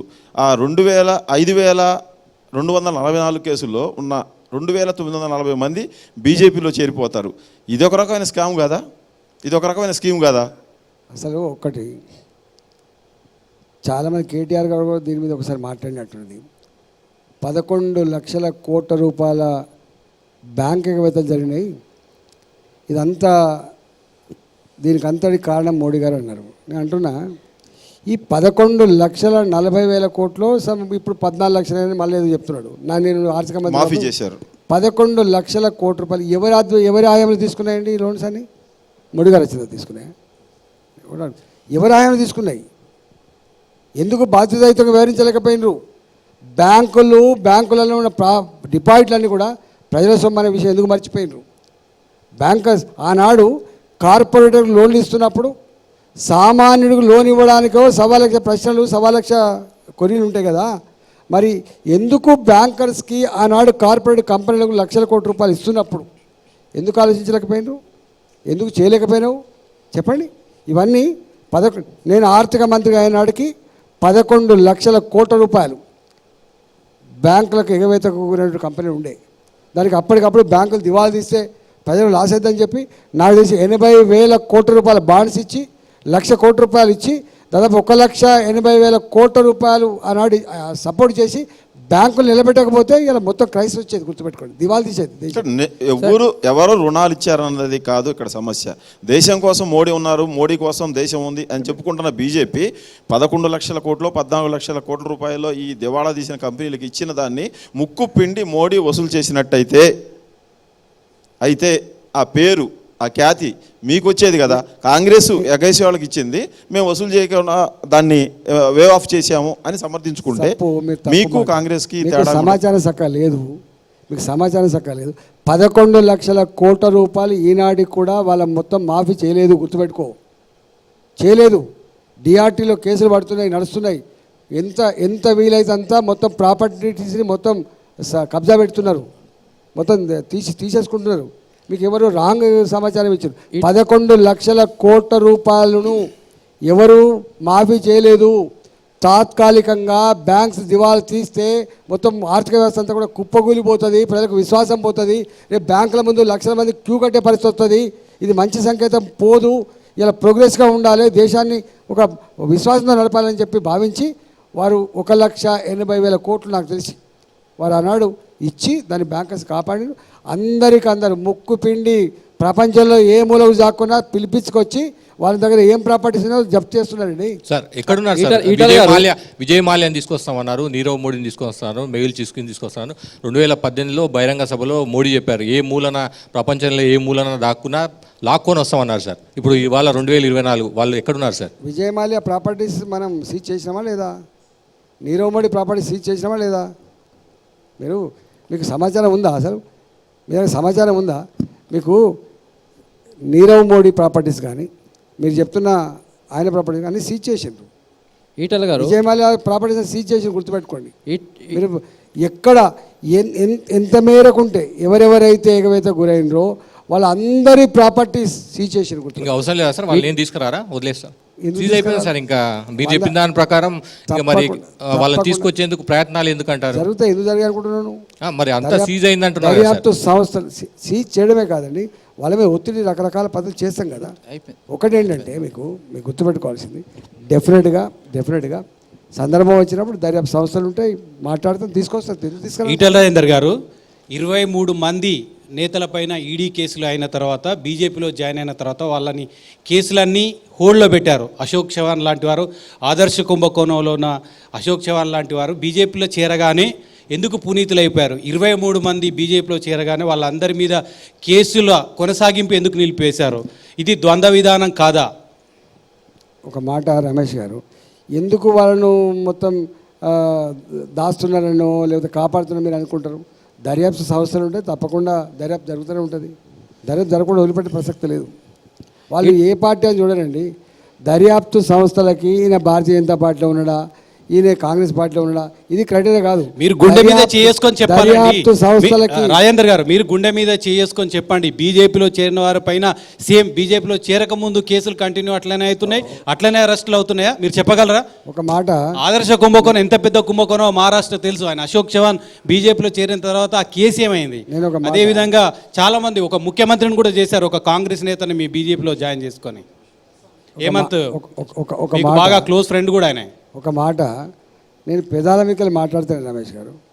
నేను సమాచారం తెలిసిన వ్యక్తిగానే మాట్లాడుతున్నాను. ఎప్పుడు కూడా గుర్తుపెట్టుకోండి, ఎన్నడూ తప్పించుకోజాలరు. గుర్తుపెట్టుకోండి. ఇవాళ లేకపోతే రేపు, లేకపోతే ఎల్లుడు తప్పు చేసిన వాడు శిక్ష అనుభవించవలసిందే. ఈటల గారు, లిక్కర్ స్కామ్ మీద పెద్ద ఎత్తున పోరాటం చేస్తున్నాం. చాలామంది స్కామ్స్టరు కేజ్రీవాల్ని అరెస్ట్ చేశారు, ఇక్కడ కవితను అరెస్ట్ చేశారు. అక్కడ వైసీపీ ఎంపీని మీ పార్టీలో చేర్చుకొని ఆ తర్వాత ప్రజలకు ఏం చెప్పదలుచుకుంటే లిక్కర్ స్కామ్ని మీరు లీగలైజ్ చేస్తున్నారు చెప్పచ్చా, లేక ఎట్లా చెప్పచ్చు? ఎక్కడ చేసుకున్నారు మా వాళ్ళు? బాగుండే శ్రీనివాస్, వైసీపీ ఎంపీ. ఒక మాట నేను మళ్ళీ ఇంతకుముందు చెప్పినా మళ్ళీ చెప్తున్నా, లిక్కర్ స్కామ్లో ఉన్నా, ఏ స్కామ్లో ఉన్నా, ఆయన ఏ పార్టీలో ఉన్నా దర్యాప్తు మాత్రం తప్పకుండా జరుగుతుంది. వాళ్ళు చట్టం ముందు నిలబడవలసిందే, ప్రూవ్ చేసుకోవాల్సిందే. సార్, ఈ లిక్కర్ స్కామ్లో ఉన్న వాళ్ళందరూ కూడా ఎలక్షన్ బాండ్లు కొంటారు, కొన్న తర్వాత జైలు నుంచి బయటకు వస్తారు. ఇంతకుముందు కూడా అడిగిన అది ప్రశ్న ఎవరు? దినకర్ గారు, దక్షిణాది రాష్ట్రాల్లో కర్ణాటక తర్వాత అధికారంలోకి వచ్చే రాష్ట్రం ఏదైనా ఉంది అంటే భవిష్యత్తులో తెలంగాణ అని ఎక్స్పెక్ట్ చేశారు. యాక్చువల్గా మొన్నటి అసెంబ్లీ ఎన్నికల్లో నాయకుల మధ్య కోఆర్డినేషన్ లేకపోవడం మూలంగా 8 సీట్లకే పరిమితమైనటువంటి పరిస్థితి. ఇప్పుడు పార్లమెంట్ ఎన్నికలు జరుగుతున్నాయి. ఇక్కడ కనీసం 17 స్థానాల్లో 14 నుంచి 15 వరకు గెలవాలని మీకు అధిష్టానం టార్గెట్ పెట్టినటువంటి నేపథ్యంలో ఇప్పటికీ స్పష్టమైనటువంటి కోఆర్డినేషన్ మీ మధ్య ఉందా? ఎందుకంటే ఒకటి సార్, మీ మధ్య ఉందా? ఎక్కడ చూసినా కానీ ప్రచారానికి సంబంధించి కానీ, మీ నియోజకవర్గంలో మీరు తిరుగుతున్నా కానీ, అగ్రనేతలు ఉన్నా కానీ, ఒక బీజేపీలో ఆ కోఆర్డినేషన్ మిస్ అయింది అనేటువంటి ఒక ప్రచారం జరుగుతుంది. మీ అనుభవం ప్రకారం చెప్పండి, ఎన్ని సీట్లు వస్తాయి పార్లమెంట్కి? నా అనుభవం ప్రకారంగా ఇప్పుడు రిజల్ట్ వస్తేనేమో అనేక తప్పులు కప్పిపుచ్చబడతాయి. ఒక విజయం అనేక తప్పుల్ని కప్పేస్తుంది, ఒక అపజయం అనేక తప్పులు ఎత్తి చూపుతుంది. ఇవాళ కాంగ్రెస్ పార్టీ గెలిచింది, మీరు ఏమనుకుంటే బ్రహ్మాండంగా గిటి అవి ఉండవు. విజయం వచ్చింది కాబట్టి అవన్నీ బ్రహ్మాండంగా కనబడతాయి. ఇక్కడ మా పార్టీ పార్లమెంట్ ఎన్నికలకు బ్రహ్మాండమైన కోఆర్డినేషన్తో ప్రణాళికబద్ధంగా జరుగుతూ ఉంది. 17 సీట్లలో ఇలా మొట్టమొదటి ర్యాంకులో కొట్లాడగలిగే పార్టీ భారతీయ జనతా పార్టీ మాత్రమే. ఇవాళ నేను 12 సీట్లు గెలుస్తా అని చెప్పి అమిత్ షా గారు వచ్చి ఇక్కడ మాట్లాడిపోయి చూసిందా? అది బట్టి కాదు. సర్వే సంస్థల 3 of the people టుడే 12 సీట్లు గెలిచే ఆస్కారం ఉందని, సార్ మిగతా సీట్లలో కూడా మనం కొట్లాడగలిగే ఆస్కారం ఉందని చెప్తా ఉన్నారు. సార్, రేవంత్ రెడ్డి మీకు మంచి ఫ్రెండ్ అట కదా సార్? నాకు అందరి దోస్తులే, కానీ ఆ ఫ్రెండ్షిప్పే మీరు కాంగ్రెస్లోకి వెళ్ళాలనుకుందట. నేను ఒక మాట, నాకు అందరి ఫ్రెండ్సే. అంటే రాజకీయాల్లో ఈ స్థాయికి వచ్చిన తర్వాత మాట్లాడుకునే సంస్కారం లేకపోతే ఎట్లా లీడర్ అవుతాడు? కానీ ఆ ఫ్రెండ్షిప్ కదా సార్, ఈటల గారు, ఆ ఫ్రెండ్షిప్పే మీరు కాంగ్రెస్లోకి వెళ్ళాలనుకుందట. మొత్తం చెప్పని నేను, రేవంత్ రెడ్డి గారు ముఖ్యమంత్రి గారు, ఆనాటి ముఖ్యమంత్రి గారు ఏం మాట్లాడుకుని మీకు ఎరక, ఆయన ఖాళీ ఉందని అన్నారు. ఎవరు పోయినండి అక్కడికి? ఎవరు పోయినరు? కేసీఆర్ గారు ఖాళీ విరిగితే హాస్పిటల్ పడితే ఎవరు పోయినరు? కట్టేసికి ముఖ్యమంత్రి. అందుకనే పొలిటికల్ లీడర్ అనేది స్థాయిలో ఉంటారు కాబట్టి సంబంధాలు, మానవ సంబంధాలు వేరు, రాజకీయాలు వేరు. రేవంత్తో ఇప్పటికీ మానవ సంబంధాలు ఉన్నాయని 100% ఎందుకుంటే నువ్వు ఆచారి. కానీ అదే రేవంత్ రెడ్డి బీజేపీలోకి వస్తాడనే ఒక ప్రచారం జరుగుతుంది. రేవంత్ రెడ్డిగా చూడము, రేవంత్ రెడ్డి సీఎంగా చూస్తాము. సీఎం అంటే అందరికీ అవసరం ఉంటుంది. రేపు నాకు కూడా ఏదైనా ప్రజల సమస్య ఉంటుంది, దరఖాస్తు పెట్టమా ఏంది? రేవంత్ రెడ్డి ఇంత మిత్రుడు అయినప్పుడు భాగ్యలక్ష్మి టెంపుల్ దగ్గర పోయి ఏడ్చుకునే పరిస్థితి ఎందుకు తీసుకొచ్చారు సార్ ఈటల రాజేందర్? నేనేం తీసుకొచ్చినా? ఆయన బలహీనత, నేనేమన్నా? అంటే మీ ఫ్రెండ్ బలహీనత మీకు బాగా తెలుసు అయితే? అందరి బలం, అందరి బలహీనతలు తెలిసిన గుర్తుపడి, నా బలం కూడా తెలుసు, నా బలహీనత కూడా తెలుసు. మీ బలహీనత ఏంటి సార్? తెలియదు నాకు సార్. అధికారంలో ఉన్న రేవంత్ రెడ్డి, సీఎంగా ఉన్న రేవంత్ రెడ్డి బీజేపీలోకి ఎందుకు వస్తాడు సార్? ఎవరన్నారు? కేసీఆర్. ఆయన అడగాలి నన్ను అడుగుతున్నాను. ఎందుకు ఆ ప్రచారం ఎందుకు జరుగుతుంది? తెలియదు నాకు. ఆయన మిమ్మల్ని కమ్యూనిస్ట్గా కేసీఆర్ గారి మాట చెప్పండి, నాలుకనా తాటి మంటనా, ఏది పది అదే ఎవరు పడితే అప్పుడే మాట్లాడడం ధర్మత కాదు. మీడియాలో రాస్తుందని చెప్పి ఇలా మీడియా కూడా ఏం కావాలంటే సెన్సేషన్ న్యూస్ కావాలి, హెడ్లైన్స్. నన్ను అంటారు చాలామంది, మీరు ఎప్పుడు ఒక సెన్సేషన్ వార్త ఇవ్వమంటే అది వార్త ఇస్తే మళ్ళీ అది ఉంటుంది. నేను ఫర్ ఎగ్జాంపుల్ చెప్తున్నా, సందర్భం వచ్చింది చంద్రశేఖర్ గారు, నేను ఒక చిన్న ఎగ్జాంపుల్ చెప్తున్నాను. రేవంత్ రెడ్డి గారు పదవి రాకముందు, ముఖ్యమంత్రి కాకముందు కొన్ని మాటలు మాట్లాడాడు. ఇవాళ దానికి పూర్తిగా విరుద్ధంగా పనిచేస్తున్నారు. సోషల్ మీడియా తాను రేవంత్ రెడ్డి గారు మీరు ఆయన ఏం మాట్లాడినారు, ఆనాడు మీ చరిత్ర ఏంది, ఇవాళ మీ చరిత్ర. ఫర్ ఎగ్జాంపుల్ ఇంతకుముందు ఎక్కడో చెప్పినాం, పొన్నాల లక్ష్మయ్య గారు పార్టీ మారినప్పుడు ఏం మాట్లాడో ఒకసారి చూడండి. అదే రేవంత్ రెడ్డి గారు 84 సంవత్సరాల వయసున్న కేశవరావు గారిని ఎందుకు తీసుకుపోయాడో అడగండి మీరు. ఇదే మన కడియం శ్రీఆర్ గారి గురించి ఆనాడు రేవంత్ రెడ్డి గారు ఏం మాట్లాడో చూడండి, ఇవాళ ఎట్లా తీసుకుపోయాడో మీరు చూడండి. ఇలా తలసాని శ్రీనివాస్ యాదవ్ గారు కానీ, మన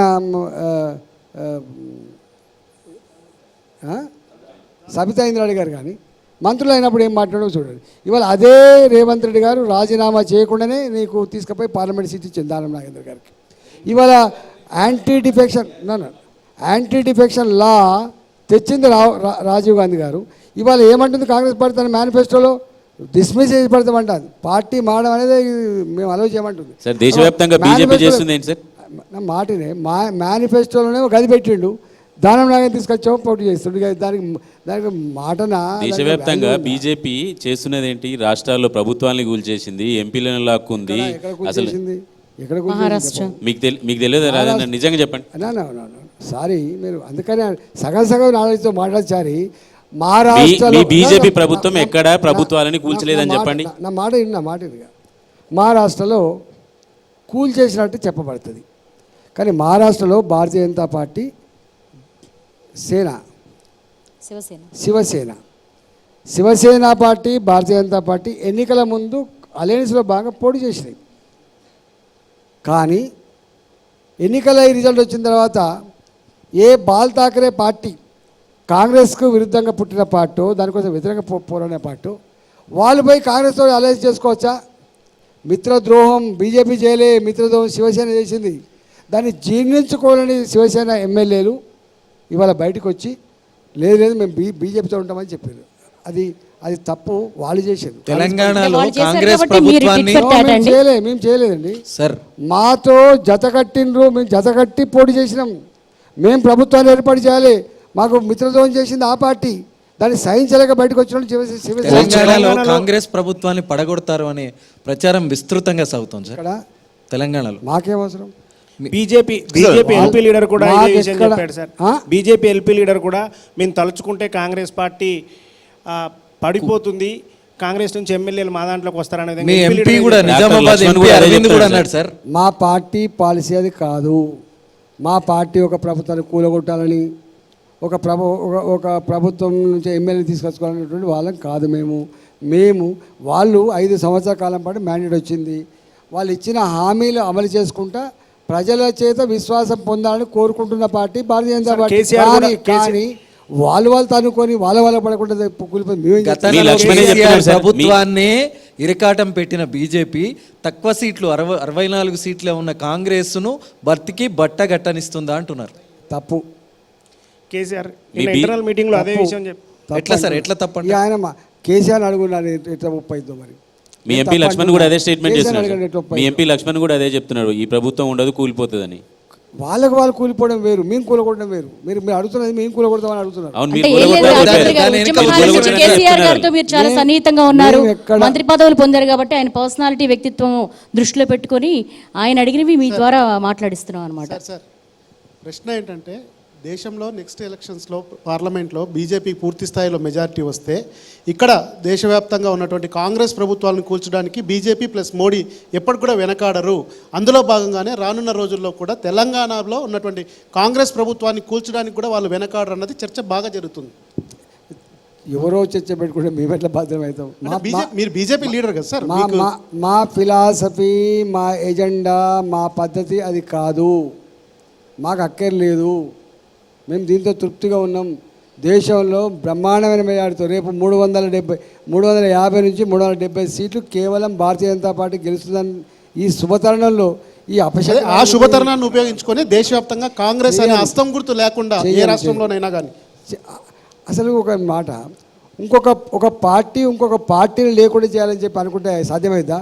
ఒక పార్టీని ప్రజలు అనుకుంటే సాధ్యమవుతుంది లేకుండా చేయడం. సార్ మీరే చెప్పారు ఎన్నికలు అయిపోగానే కేసీఆర్ ఇక రాజకీయంగా చచ్చిపోయినట్టే, పార్టీ బీఆర్ఎస్ కూడా ఖతమైపోతుందని చెప్పారు. అయితే లేదా? అంటే మీరు బయటకు వచ్చి అయితే లేదా అంటున్నా. మీరే అంటున్నారు ఒక పార్టీ వేరే పార్టీని కథం చేయలేదని. మరి ఇప్పుడు అవుతుందా? ఎలా బీఆర్ఎస్ పార్టీని ఓడగొట్టిన వాళ్ళు ఎవరు? కాంగ్రెస్ పార్టీ కాదు, తెలంగాణ ప్రజలు ఓడగొట్టింది.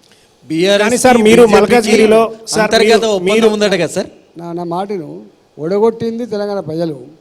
వింటారు ఇవాళ ఒక్క దెబ్బకే ఓడగొట్టిన తర్వాత ఒక్క దెబ్బకే ఉరుకుతాండ్రు, ఇక్కడ ఏం లేదని చెప్పి. అంటే కేసీఆర్ గారికి నాయకత్వానికి పరస్పర అవసరాల సంబంధాలు ఉన్నాయి తప్ప ప్రేమపూర్వకమైన సంబంధాలు. నాయకుడి కోసం క్యాడర్ చచ్చిపోయే పద్ధతి కానీ క్యాడర్ కోసం నాయకుడు తప్పించే సిస్టమ్ తీసేసిన కేసీఆర్ గారు.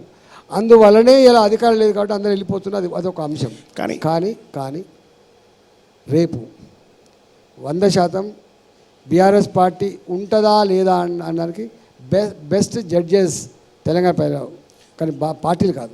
సార్ మీరు అదే ఎగ్జాంపుల్ చెప్పి మల్కాజ్గిరిలో అంతర్గత ఒప్పందం ఉందట సార్.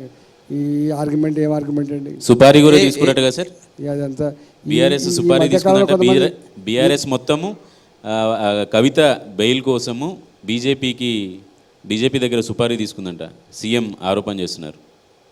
సీఎం ఏది పడుతుంది మాట నాలుకకు నరం లేదు సీఎం గారికి. ఇలా సీఎం గారు గతంలో మాట్లాడిన ఇవాళ మాట్లాడినన్ని బేరీ చేసుకొని గిట్లా ఇంకా మొన్న ఏదో ఇక్కడ చూసినా లేదు, మానవ బాంబునై పేల్తా పేగులు మెడకేసుకుంటాం ముఖ్యమంత్రి అనే మాటలు అంటే వాడే భాషన ఇలా ఏం సంస్కారం ఉంటే చెప్పండి. అంటే ఈ భాషకి సంబంధించి అందరు లీడర్లకు వర్తిస్తుందా, ఓన్లీ కాంగ్రెస్ వాళ్ళు? అందరికీ వర్తిస్తుంది. ఎవరికి దీంట్లో ఎగ్జామ్షన్ లేదు. సంస్కారం ఉండాలి, సభ్యత ఉండాలి, పద్ధతి ఉండాలి, ఓ సిస్టమ్ ఉండాలి, దానికి ఎవిడెన్స్ ఉండాలి. వాటికనే మాట్లాడుతా అంటే పేపర్ల కోసం హెడ్లైన్స్ కోసం పాకులట్టు ఉంటే గట్టిగా ఉంటుంది. అందుకని అసహించుకుంటారు. అన్ని పార్టీలో ఉన్నారా సార్ హెడ్లైన్ల కోసం? 350 నుంచి 400 సీట్లు వస్తాయి అని చెప్తున్నారు. ఎన్ని సీట్లు వచ్చినా కూడా దక్షిణాది రాష్ట్రాల నుంచి ఒక బలమైన శాఖకి దక్షిణాది రాష్ట్రాల నుంచి ఏ వ్యక్తి కూడా లేరు అని రేవంత్ రెడ్డి చెప్తున్నారు. క్యాబినెట్లో ఒక బలమైన శాఖకి సంబంధించి దక్షిణాది రాష్ట్రాల నుంచి ఎవరిని పెట్టట్లేదు అని చెప్తున్నారు. ఎందుకు లేరండి? ఒక నిర్మలా సీతారామన్ మినహా. అరే మీరు తప్పండి. నిర్మలా సీతారామన్ గారు ఉన్నారు, కర్ణాటక నుంచి 2 మంత్రులు, ఆవిడ మినహా ఇక్కడ కిషన్ రెడ్డి గారు ఉన్నారు. అట్లా మాట్లాడద్దు, బ్రహ్మాండంగా ఉన్నారు. మాకు తక్కువ ఉన్నప్పటికి కూడా మంచిగా ఉన్న దాంట్లో కొంచెం బెతులు ఇచ్చిండ్రు. రాబోయే కాలంలో తప్పకుండా సౌత్ నార్త్ అనే తేడా మాకు ఉండదు. ఇప్పుడు కాంగ్రెస్ పార్టీ అంటే చూసినావా, సౌత్ మీద ప్రేమ కురిపిస్తుంది, ఇలా సౌత్ మీద ప్రేమ కురిపిస్తుంది. అట్లాంటి సిస్టమ్ మాకు దేశమంతా ఒకటి దేశం ఇప్పటికీ సౌత్ మీద ప్రేమ లేదనే చెప్తూ ఉంటారు సార్ బీజేపీకి. తప్పు. అంటే నార్త్ తో పోల్చుకుంటే సౌత్ మీద చిన్న చూపే ఉంటుంది అంటున్నారు. దాన్ని ఎలా ఓవర్కమ్? అస్సలు ఉండదు. ఈసారి ఇస్తారంటారా సార్? ఒక బలమైన శాఖకి ఒక హోమ్ కావచ్చు, డిఫెన్స్ కావచ్చు, ఇలాంటి వాటిల్లో ఎవరు ఉండట్లేదని అసలు గమ్మతైన విషయం. నేను మీకు ఒక విషయం చెప్పాలి. అసలు క్యాబినెట్ మినిస్టర్స్ అనేది హోమ్కు పెద్దగా ఉంటుంది, లేకపోతే డిఫెన్స్కి పెద్దగా ఉంటుంది కాదు. క్యాబినెట్ మినిస్టరే దేశాన్ని నడపడంలో అందరి శాఖలు వేరువేరుగా ఉండొచ్చు, కానీ బాధ్యతలు మాత్రం ఒకటే ఉంటాయనే విషయం మీరు మర్చిపోవద్దు. సరిపెట్టుకోవడం కాదు, కరెక్ట్ అండి నేను చెప్పేది. మీకు ఇవాళ ఈవెన్ ప్రధానమంత్రి ఆల్సో కొన్ని బాధ్యతలు ఎక్కువ ఉండొచ్చు, కానీ ఎమాంగ్ ఆల్ సో నార్త్కి సౌత్కి తేడా లేదంటున్నారు. లేదు. రాజేంద్ర గారు, తెలంగాణలో ఉద్యమ పార్టీలకి ఉద్యమాల పేరుతో రాజకీయాలు చేసే నాయకులకి ఇక కాలం చెల్లినట్టు అనుకోవచ్చా? బీఆర్ఎస్ దారుణంగా ఓడిపోయింది, ఉద్యమంలో ఉన్న మీరు ఓడిపోయారు, ఉద్యమంలో ఉన్న ఇంకా చాలామంది ఓడిపోయారు, ఇక ఆ సెంటిమెంట్ ఉండదు అనుకోవచ్చా? అంటే ఎప్పుడు సెంటిమెంట్ మీద ఆధారపడి నడపలేమండి. ప్రభుత్వం నడిచేది ఎప్పుడంటే ప్రజలకు ఒక మంచి పరిపాలన అందించడం, 2 ప్రజలకు మేలు జరిగేటువంటి ప్రణాళిక రచించడం, అంతిమంగా పేదరికం తగ్గడం, సౌకర్యాలు ప్రజలకు దక్కడం, రాష్ట్రం పురోగమించడం, ఇది క్రైటీరియా ఉంటుంది తప్ప ఎల్లకాలం బట్టి సెంటిమెంట్ మీద నడితే ప్రజలు ఊరుకోరు. సార్ మీరు ఎక్కువ సార్లు హుజూరాబాద్ నుంచి గెలిచారు. కేవలం తెలంగాణ సెంటిమెంట్ తోటే మీరు గెలిచారు. మొన్న జరిగిన ఎన్నికల్లో మీరు ఓడిపోవడానికి కారణం హుజూరాబాద్ను ఏ రకమైనటువంటి అభివృద్ధి చేయకపోవడమైనటువంటి ప్రధాన విమర్శ. నువ్వు నేర్చుకోవాల్సింది ఒకటి ఉన్నది, గుర్తుపెట్టుకో.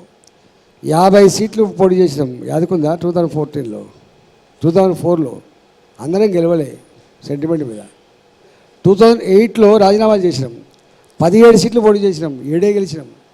2009లో మహాకూటంలో భాగంగా మళ్ళీ 50 సీట్లు పోటీ చేసినాం. ఇప్పటికంటే రాజశేఖర రెడ్డి గారు అప్పుడు మాట్లాడిన మాట, రాజేంద్ర పట్టుమని 10 సీట్లు గెలవాలి అంటే సెంటిమెంట్కి మీ విషయంలో నేను అన్నది మీ పర్టికులర్ మీ విషయం.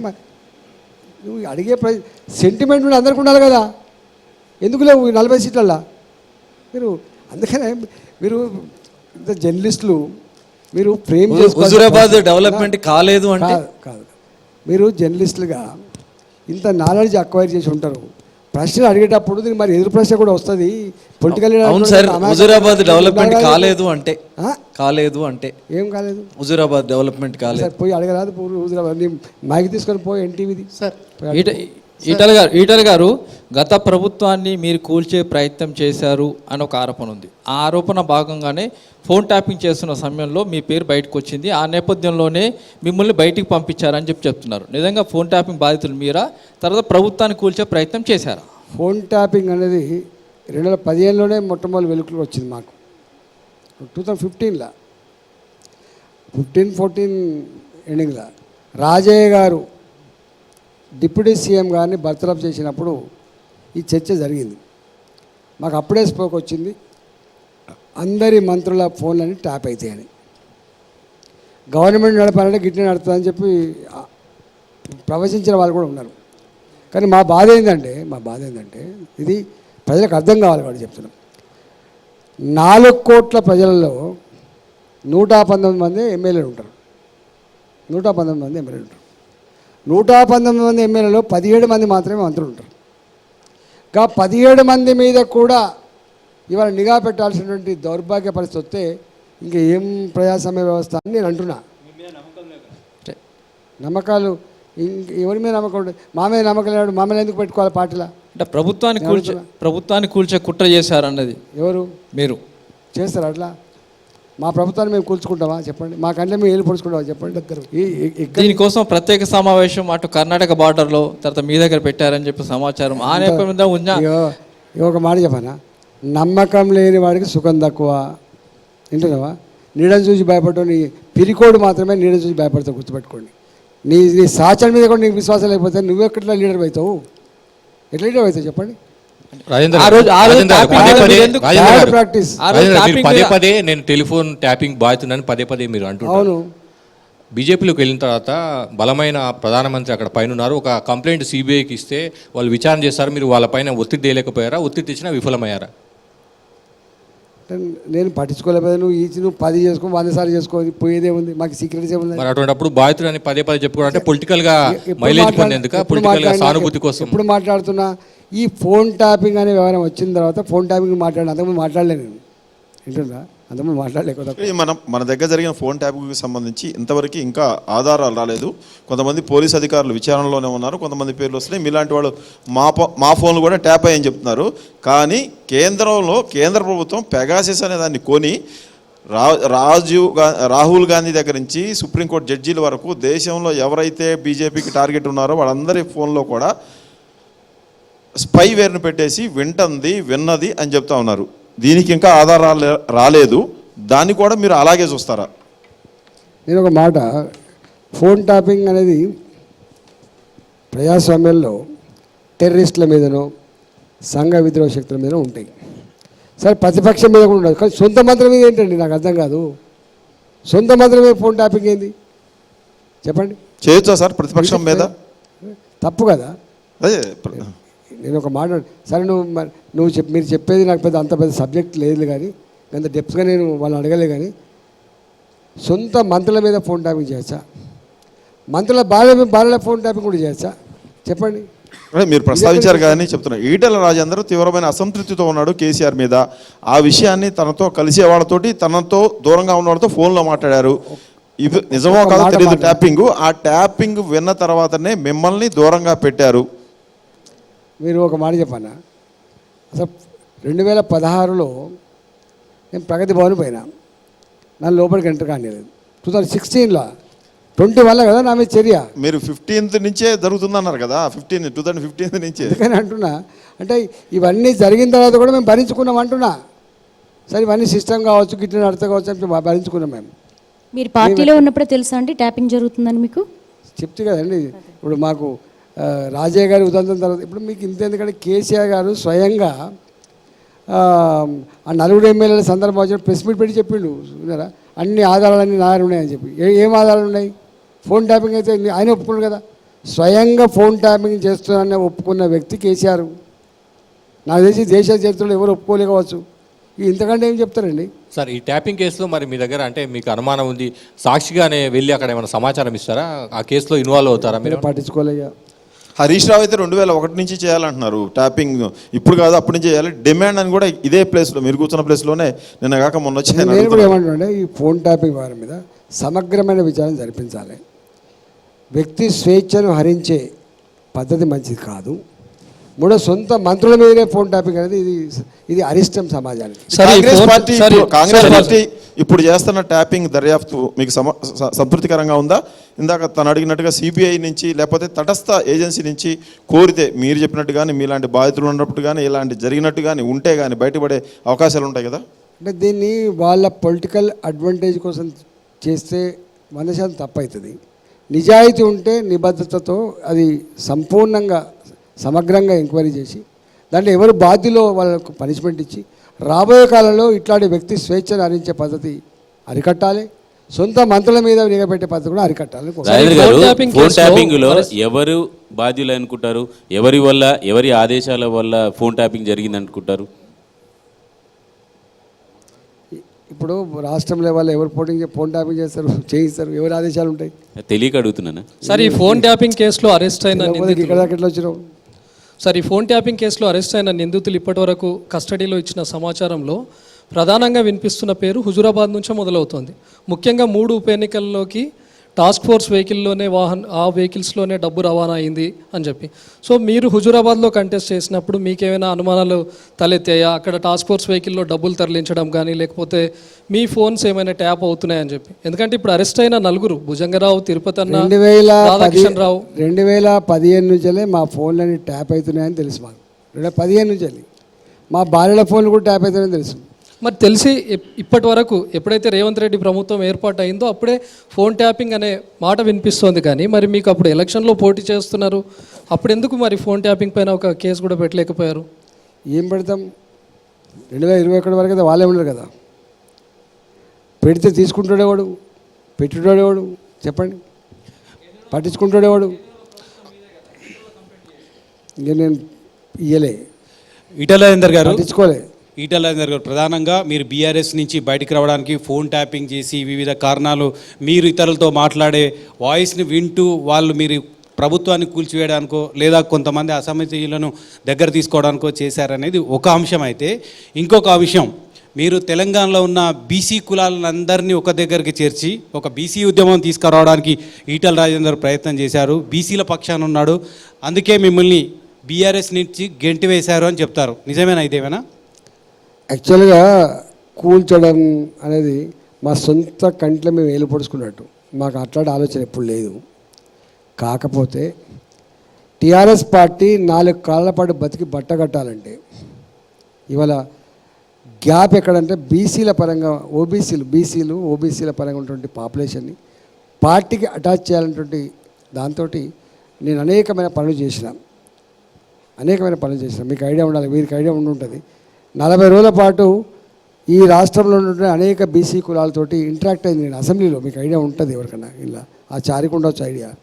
చివరికి కౌన్సిల్ చైర్మన్, అసెంబ్లీ చైర్మన్ అప్పుడు స్వామిగౌడ్ గారు, తర్వాత ఈ చారి గారు బీసీ కులాలలో ఉన్నటువంటి ఎంపీలను, ఎమ్మెల్యేలను, ఎమ్మెల్సీలను, మంత్రులను అందరినీ కూర్చోబెట్టి 3 days నేను కాన్క్లేవ్ పెట్టిన. ముఖ్యమంత్రి గారు వచ్చిండ్రు. దానికి మేము పెట్టిన డిమాండ్ ఏంటంటే చాలా డిమాండ్స్ ఉన్నాయి. ఆ డిమాండ్లనే ఫ్రీ ఎడ్యుకేషన్ పిల్లలకి ఇస్తే వాళ్ళ సొంత కాలమే బతికేటువంటి ఆస్కారం ఉంటుంది. మీరు పదే పదే చెప్తారు కదా, నా కొడుకు మంచిగా చదువుకున్నాడు కాబట్టి అమెరికాలో బతుకుతున్నాడని చెప్పి గది అందియాలి. వైద్యం కూడా మంచిగా అందియాలి. తర్వాత వాళ్ళకు రెడ్డి హాస్టల్, వెలమ హాస్టల్, మనకు ఇట్లా హాస్టల్స్ ఉంటే వాళ్ళకు ఇక్కడికి వస్తే ఒక హాస్టల్ నడవడానికి ఆస్కారం ఉండదు. అట్లాంటి కూడా అంటే అట్లా అన్న నుంచి వచ్చినాయి 78 కులాలకు ఆత్మగౌరవాలు. ఇట్లా మేము పార్టీని బలోపేతం చేసే పని చేసినాం తప్ప కేసీఆర్ని ముఖ్యమంత్రి దించాలి పిచ్చి ఆలోచన మాకు లేవు, నిజంగానే లేవు. ఒక నికార్సైన బీసీ అనుకోవచ్చా ఈటల రాజేందర్ గారిని? బీసీ అని కాదు, న్యాచురల్గా అందరికంటే డౌన్గా ఉండేటోళ్ళు ఇయాలిటీ కూడా దళితులే ఉంటారు, ఎస్టీలే ఉంటారు. ఇవాళ బీసీలలో కూడా అనేక కులాలు ఉంటాయి. నేను వచ్చిన నేపథ్యం అణగారిన వర్గాలకు నోరు లేని వాళ్ళు కాబట్టి ఇప్పటికీ సమాజం ఇలా ఇన్ని రాజ్యాంగ రక్షణలు కల్పించినప్పటికి కూడా, ఇంత వెల్ఫేర్ వచ్చినప్పటికి కూడా వాళ్ళ బతుకుల్లో వెలుగు రాలేదు కాబట్టి న్యాచురల్గా ఆ వర్గం వైపు నేను ఉంటాను, అనగారిన వర్గాల వైపు నేను ఉంటాను. ఒక బీసీలు కావాలి ఈటల రాజేందర్ గారికి, ఓట్లు రావాలంటే బీసీలు కావాలి, మీకు మంత్రి పదవి కావాలంటే బీసీ కోటాలో రావాలి. కానీ ఇదే ఈటల రాజేందర్ గారు తన కొడుకుని మాత్రం నితిన్ రెడ్డి అని పెట్టుకున్నారనే విమర్శకి ఏం సమాధానం చెప్తారు? ఒక మాట చెప్పన్నా, రఘువీరారెడ్డి కూడా పెట్టుకున్నాడు, కావాలని పెట్టుకుంటారా? ఇక్కడ ఇష్యూ వెరీ సింపుల్ రమేష్ గారు. ఈటల రాజేందర్ అంటాడు ఎప్పుడు ఒక బీసీ దాన్ని అడ్డం పెట్టుకుని పదవి అడిగినాడు కాదు, తన సొంత కాళ్ళ మీద ఎదిగి ఈ స్థాయికి వచ్చి గుర్తుపెట్టుకో. మనిషి కనబడతాడు, మతం కనబడదు. రాజేందర్కి కులం కనబడదు, ఆయన దుఃఖం కనబడుతుంది. రాజేంద్ర గారు, మాలాంటి వాళ్ళు చాలా మంది బీసీ సంఘాల నాయకులంతా ఈటల రాజేందర్ బీసీ బిడ్డ, ముదిరాజు బిడ్డ అంటారు. మీరేమో దాన్ని ఓన్ చేసుకోవడానికి శంకిస్తున్నారా? బీసీ అనే ముద్ర పడుతుంది, రాజకీయంగా ఇబ్బంది పడతారు అనుకుంటున్నారా? ఒక మాట చెప్పన్నా, పొలిటికల్ లీడర్ అంటాడు తన ఫిలాసఫీ ఏమైనా ఉన్నప్పటికీ కూడా పొత్తుల సర్దిలాగానే ఉంటాడు, అందరి వాడిలాగానే ఉంటాడు తప్ప కొందరి వాడికి ఎప్పుడు ఉండే ప్రయత్నం చేయడు. కానీ రాజ్యాంగం అంబేద్కర్ గారు గొప్ప ఒక మాట చెప్పి, డెవలప్మెంట్ విత్ ఈక్వల్ డిస్ట్రిబ్యూషన్. ఎప్పుడు కూడా ప్రభుత్వ చూపు పూరెస్ట్ ఆఫ్ ద పూర్ వైపు ఉండాలి అని చెప్తారు. పూరెస్ట్ ఆఫ్ పూర్ వైపు ఉండే క్రమంలోనే ఈ వర్గాలతో ఐక్యమైన. రెండవది, నీకు అన్ని విషయాలు తెలుసు, నీకు అంటే అడుగుతున్నావు, బాధ అనిపిస్తుంది. ఇవాళ మీరు ఎప్పుడన్నా ఇందిరా పార్క్ దగ్గర ఎవరు టెంట్ వేసినా కూడా, ఆశా వర్కర్ కావచ్చు, అంగన్వాడీ టీచర్ కావచ్చు, ఇవాళ టీచర్ కావచ్చు, లేకపోతే మా విఆర్ఏ కావచ్చు, విఆర్ఓ కావచ్చు, మా మహిళలు కావచ్చు, ఎవరైనా కావచ్చు, ఆ టెంట్ల కింద మాట్లాడిన బిడ్డ ఈటలనే గుర్తుపెట్టుకో. చెప్పండి, ఆర్టీసీ కార్మికుల నుంచి రిస్క్ ఎవరు తీసుకుని? నేను తీసుకున్నా. మా మున్సిపల్ కార్మికులను డిస్మిస్ చేసినాడు, ఎవరు తీసుకున్న రిస్క్? నేను తీసుకున్నా. మంత్రి పదవి ఉండంగా కూడా, ఇది గుర్తుపెట్టుకోవాలి, మంత్రి పదవి ఉండంగా కూడా, మంత్రి పదవి కంటే కూడా నా మున్సిపల్ కార్మికుల ఉద్యోగాలే ముఖ్యమని చెప్పి కొట్లాడినోడండి. మంత్రి పదవి కంటే కూడా నా ఆర్టీసీ కార్మికుల జీవితాలే ముఖ్యమని కొట్లాడినోడండి. తెలియదా మీకు? మీకు నాకు ఐడియా ఉండాలి. కొంతమంది విధవలు మా దాంట్లోనే ఉండి వాళ్ళకి సపోర్ట్ చేస్తున్నారని చెప్పింది కేసీఆర్. గవాలని మేము మమ్మల్ని పట్టుకొని మీరు సందర్భంని బట్టి మా పద్ధతి ఉంటుంది. రాజేంద్ర గారు, ఈ ఫోన్ ట్యాపింగ్ సంబంధించి బాగా చర్చ జరుగుతుంది. బీజేపీ రాజ్యసభ ఎంపీ లక్ష్మణ్ గారి నేతృత్వంలో గవర్నర్కు ఒక రిప్రజెంటేషన్ ఇచ్చారు, దీని మీద సమగ్ర విచారణ జరపాలని. ఏమైనా అడుగు ముందుకు కడుతుంది అనుకుంటున్నా, అలాగే ఉంటుంది అనుకుంటున్నా? వాళ్ళు నిజాయితీ ఉంటే ముందుకు పోతుంది, నిజాయితీ లేకపోతే బీజేపీ అంటే కేంద్ర ప్రభుత్వానికి గవర్నర్ గురించి చెప్తున్నారు మీరు? నాకు తెలిసి దీని మీద ఇప్పుడు అంతా ఎన్నికలు జరుగుతున్నాయి కాబట్టి డెఫినెట్గా ఎన్నడో ఒకనాడు ఇది మళ్ళీ వస్తుంది సమస్య, దానికి ఒక పరిష్కారం దొరుకుతుందని చెప్పి అనుకుంటున్నాను. ఈ బీసీ ప్రస్తావన వచ్చింది కాబట్టి మీరు బీఆర్ఎస్ నుంచి బయటకు వచ్చినప్పుడు ఇదే బీసీ నాయకులందరూ కలిసి మిమ్మల్ని పార్టీ పెట్టండి, పార్టీ పెడదాం, తెలంగాణ అంటేనే బీసీ యాంగిల్లో మనం ముందు తీసుకెళ్దాం, మీరు బలమైన నాయకుడిగా ఉంటారు అంటే ఈటెల భయపడ్డాడు, డబ్బులు తీయాల్సి వస్తుందని, అందుకనే పార్టీ పెట్టలేదు, బీజేపీ పంచం చేరాడు అనేదానికి నిజముందా? మిమ్మల్ని పార్టీ పెట్టమని ప్రపోజల్ చేయడం కానీ మీరు భయపడ్డాం కానీ? పార్టీ పెడదామని అనుకున్నమాట వాస్తవం, కానీ బీసీనే బేస్ చేసుకొని పార్టీ పెడదామన్నమాట తప్పు. పార్టీ పెడదామనుకున్నాం కానీ బీసీల పార్టీ పెట్టాలనే భావన ఎప్పుడు రాలేదు. ఎందుకు? బీసీలకు రాజ్యాధికారం సాధ్యం కాదనే భయం ఉందా మీకు? అసలు అనేక నేను ఆ లోతులోకి పోను కానీ తెలంగాణ సమాజం చాలా చైతన్యవంతమైన సమాజం, గుర్తుపెట్టుకోండి, చాలా చైతన్యవంతమైన సమాజం. అసలు సార్ ఈ పార్లమెంట్ నిజానికి తెలంగాణలో బీసీలు ఒక తాటిపైకి వచ్చి బీసీలు రాజ్యాధికారం దిశగా కొనసాగాల లేదా కేవలం 4% లోపు ఉన్న వాళ్ళు ముఖ్యమంత్రులు అవుతున్నారు. తెలంగాణ సపరేట్ అయిన తర్వాత ఇక్కడ 54 నుంచి 60% ఉన్న బీసీలకు రాజ్యాధికారం వైపు తీసుకెళ్లడానికి ఒక బీసీ నేతగా మీరేమైనా ప్రయత్నం చేసే అవకాశం ఉందా? ఇంకొకటి, బీజేపీ బీసీ సీఎం చేస్తామని కూడా గత అసెంబ్లీ ఎన్నికల నేపథ్యంలో హామీ కూడా ఇచ్చింది. ఎవరు బీసీ సీఎం అంటే ఈటల రాజేందర్ గారిని చేద్దాం అనుకుందా, లక్ష్మణ్ గారిని చేద్దాం అనుకుందా, బండి సంజయ్ గారిని చేద్దాం అనుకుందా? ఇక ఎవరు చేద్దామనేది నాకు తెలియదు, కానీ ఓబీసీ 50 ఈ రాష్ట్రంలో స్వతంత్రం వచ్చిన తర్వాత ఒక్క బీసీ సీఎం కాలేదు కాబట్టి 52% ఉన్నటువంటి జనాభాకు ఒక్క సీఎం కాకపోవడం ధర్మత కాదు కాబట్టి రాజ్యాంగంలో అందరినీ ముందుకు తీసుకుపోయి అందరినీ కలుపుకొని పోయి నిజంగా పూర్వశత పూర్కి అధికారం రావాలంటే కోరంతో బీసీ సీఎం అనౌన్స్ చేశారు. సరే, అది ఆ కాలానికి సమయం సరిపోయిందా, స్ట్రాటజీ సరిపోయిందా, అప్పుడు ఏమైంది పక్కన పెడితే, కానీ భారతీయ జనతా పార్టీ మాత్రం తప్పకుండా ఆ సోషల్ బ్యాలెన్స్ ఆలోచన మాత్రం ఉంది కాబట్టే ఇవాళ కేంద్ర క్యాబినెట్లో ఎన్నడూ లేనంత ఎల్పీ లీడర్ ఒక బీసీని చేయలేకపోయింది అన్నటువంటి విమర్శ కూడా మీ పార్టీ పైన ఉంది సార్. ఒకటి ఉన్న దాంట్లో సీనియర్ చేసిండ్రు. ఇలా 27 మంది మంత్రులు ఉన్నారు, ఓబీసీ మంత్రులు. రమేష్ గారు, తెలంగాణ నుంచి ఇద్దరు ఎంపీలు ఉన్నా కూడా ఒకళ్ళకు కూడా ఇవ్వలేదు కదా. ఒక్క నిమిషం. కేంద్రంలో ఎన్నడూ లేనంత సంఖ్యలో ఓబీసీలు మంత్రులుగా ఉన్నారు, 27 మంది. బీజేపీకి ఉన్న విశ్వాసం మీకెందుకు లేదు? తెలంగాణలో బీసీల మీద బీజేపీకి ఒక విశ్వాసం ఉంది. ఇక్కడ బీసీ నేతను సీఎం చేయాలనుకున్నారు, కానీ బీసీలకు రాజ్యాధికారం వైపు వస్తారంటే అనుమానాలు వ్యక్తం చేస్తున్నారు రాజేందర్ గారు. నేనేం అనుమానం వ్యక్తం చేస్తున్నాను. మా పార్టీ పాలసీ మొన్న ఎన్నికల ముందు బీసీనే ముఖ్యమంత్రి చేయాలని పాలసీ. మా పార్టీ పాలసీ, అది వ్యక్తి పాలసీ కాదు. అది మా పార్టీ పాలసీకి అందరూ నడుస్తాం కదా. బీజేపీ పాలసీ తెలంగాణకు బీసీ సీఎం అని చేయటం, అరవింద్ బీసీ, సంజయ్ బీసీ, అంటే ఇద్దరు బీసీ ఎంపీలు నలుగురిలో ఉంటే ఒక రెడ్డిని తీసుకుపోయి సెంట్రల్ మినిస్టర్ చేశారు.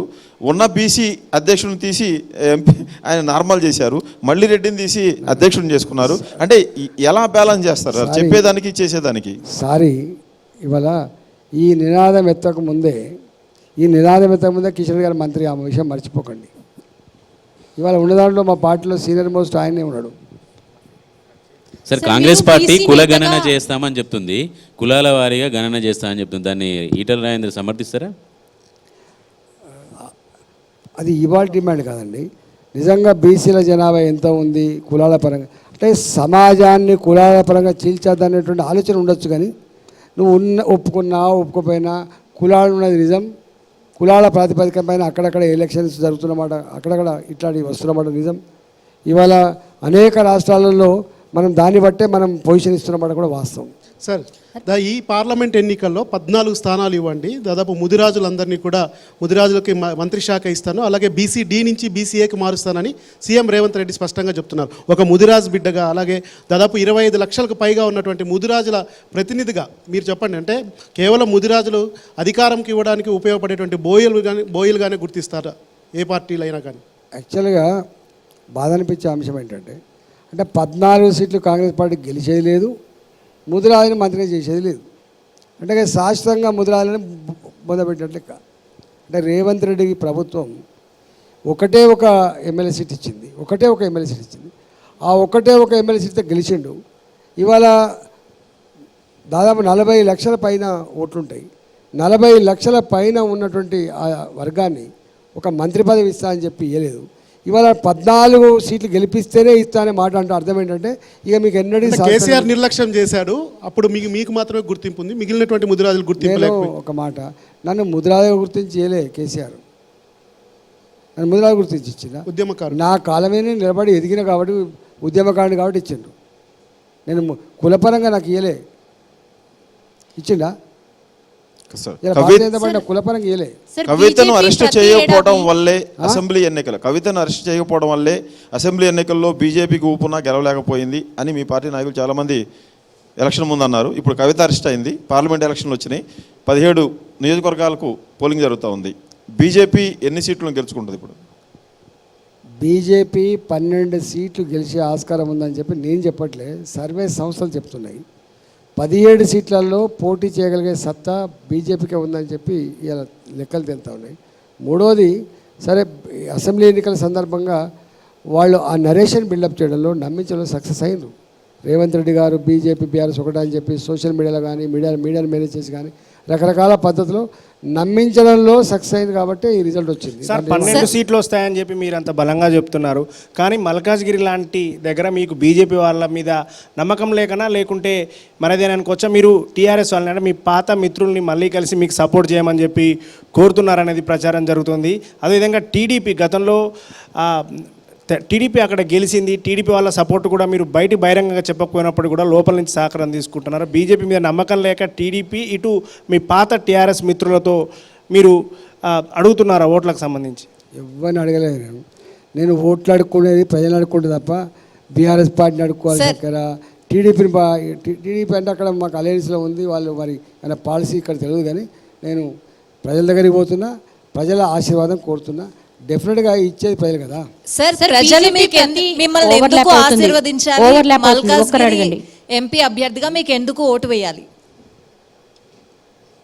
100 కారణాలు ఉన్నాయి. 100 ప్రధానమైన కారణాలు ఓటు వేయడానికి 100 కారణాలు ఉన్నాయి. ఇలా బీఆర్ఎస్ పార్టీ ఉంది. అంతకుముందు ఇదే కేసీఆర్ గారు ఏం చెప్తుండే, ఈ రాష్ట్రంలో మన ప్రభుత్వం ఉంది, ఈ రాష్ట్ర ప్రయోజనాల కోసం కేంద్రంతో కొట్లాడడానికి మాకు ఎంపీ సీట్లు కావాలి, మీరు వాళ్ళకు వీళ్ళకేసి ఆగం కాకండి అని చెప్పారు. ఓకే, ఇవాళ ఇక్కడ అధికారం లేదు. ఇలా కాంగ్రెస్ పార్టీకి కోసం కొట్లాడుతుందా పార్లమెంట్లో. అందువల్ల ఈసారి బీఆర్ఎస్ పార్టీకి ఓటేయడం వల్ల పెద్ద ప్రయోజనం లేదు. నెంబర్ 1. నెంబర్ 2 బీజేపీ నెంబర్ 2 ఏంటంటే కాంగ్రెస్ పార్టీ ఇప్పుడే మీరు చెప్తున్నారు ఎవరో 14 సీట్లు ఇస్తే ఇచ్చేస్తా. 14 సీట్లు కనుక ఇస్తే కేంద్రంలో రాహుల్ గాంధీ గారు ప్రధానమంత్రి అయితే మీకు ఇచ్చినటువంటి 6 గ్యారంటీలు ఏవైతున్నాయో అమలు చేస్తా, 66 సమస్యలు ఏవైతే పరిష్కరిస్తా అంటుండు. అంటే 14 వచ్చేది లేదు, నువ్వు చేసేది లేదు. రాహుల్ గాంధీ ప్రధానమంత్రి అయితే అంతకంటే కూడా లేదు. అందువల్ల ఇవాళ ఇక్కడ ఓ ఐటీ కారిడార్ రావాలన్నా, ఇలా ఉద్యోగ కల్పన కోసమైన ఇండస్ట్రీస్ రావాలన్నా, ఈ న్యూలీ ఎక్స్పాండెడ్ మల్కాజిగిరి పార్లమెంట్ పరిధిలో ఇన్ఫ్రాస్ట్రక్చర్, వాటర్ కనెక్షన్స్ కావచ్చు, డ్రైన్ కనెక్షన్స్ కావచ్చు, రోడ్ల కనెక్షన్స్ కావచ్చు, ఫ్లైఓవర్ల కనెక్షన్స్ కావచ్చు, రేపు మెట్రో లైన్ల కనెక్షన్స్ కావచ్చు, రేపు హాస్పిటల్స్ కావచ్చు, రేపు విద్యా సంస్థలు కావచ్చు, ఇవన్నీ రావాలంటే ఇవాళ కేంద్రంలో మోడీ గారు ఉంటే మోడీ గారితో డైరెక్ట్ పరిచయం ఉన్న నాకు డైరెక్ట్ తీసుకుపోయి చేయించే ఆస్కారం ఉంటుంది. కాబట్టి గందుకు రాజేంద్ర గారు 10 ఏళ్ల నుంచి మోడీనే కదా ప్రధానమంత్రి. అవును, మళ్ళీ 3వ ప్రధానమంత్రి కూడా అయితే ఈ 10 ఏళ్ళు ఎందుకు తెలియదు ఇవన్నీ? అందుకని నీకు తెలుసా మోడీ గారి 10 ఏళ్ళ పరిపాలనలో ఒక్క నీకు సికింద్రాబాద్ చెప్తా. నీకు తెలుసా రైల్వే లైన్ ఎన్ని నిర్మాణమైనవి ఇక్కడ? మీకు తెలుసా ఇక్కడ ఫ్లైఓవర్లు ఎన్ని నిర్మాణమైనవి? మీకు తెలుసా దిల్సుఖ్నగర్ వైపు పోయేటి అన్నీ కూడా మోడీ గారు చేసినని? నీకు తెలుసా 8 లైన్ రోడ్లోని మోడీ గారు చేసినని? నీకు తెలుసా నేషనల్ హైవేస్ ఇలా స్వతంత్రం వచ్చినప్పటి నుంచి ఇప్పటి వరకు మీరు చెప్పిన ఐటీఐఆర్ కారిడార్ ఎందుకు రాలేదు? మీరు చెప్పిన స్కైవేలు ఎందుకు రాలేదు? మీరు చెప్పిన హైదరాబాదు సుందరీకరణ ఎందుకు జరగలేదు? అది అడుగుతుంది. నేషనల్ హైవేలు ఇచ్చారు, ఈయన విషయం కాదు. ఇప్పుడు మీరు చెప్పారు కదా, నేను మల్కాజిగిరిలో గెలిచి ఇవన్నీ చేస్తాని. మోడీ ప్రధానమంత్రిగా 10 ఏళ్ళు ఉంటున్నారు కదా. విన్న తర్వాత నీకు వినేటువంటి ఓపిక లేకపోతే ఎట్లా అడుగుతావు ప్రశ్న? అంటే మీరు ఎవరెత్తిన అంశాన్ని సారీ నేను అడుగుతున్నా. ఈ హైదరాబాద్ సికింద్రాబాద్లో నీకు తెలుసా రైల్వే స్టేషన్ ఎంత ఖర్చు పెట్టారో? 450 కోట్ల రూపాయలతో ఇవాళ చెంగిచెర్ల దగ్గర, చెర్లపల్లి దగ్గర ఒక రైల్వే స్టేషన్ నిర్మాణం అయితే పోయి చూసిరా చారి, వాటిగా మాట్లాడకు. ఆ 720 కోట్ల రూపాయలతో రేపు సికింద్రాబాద్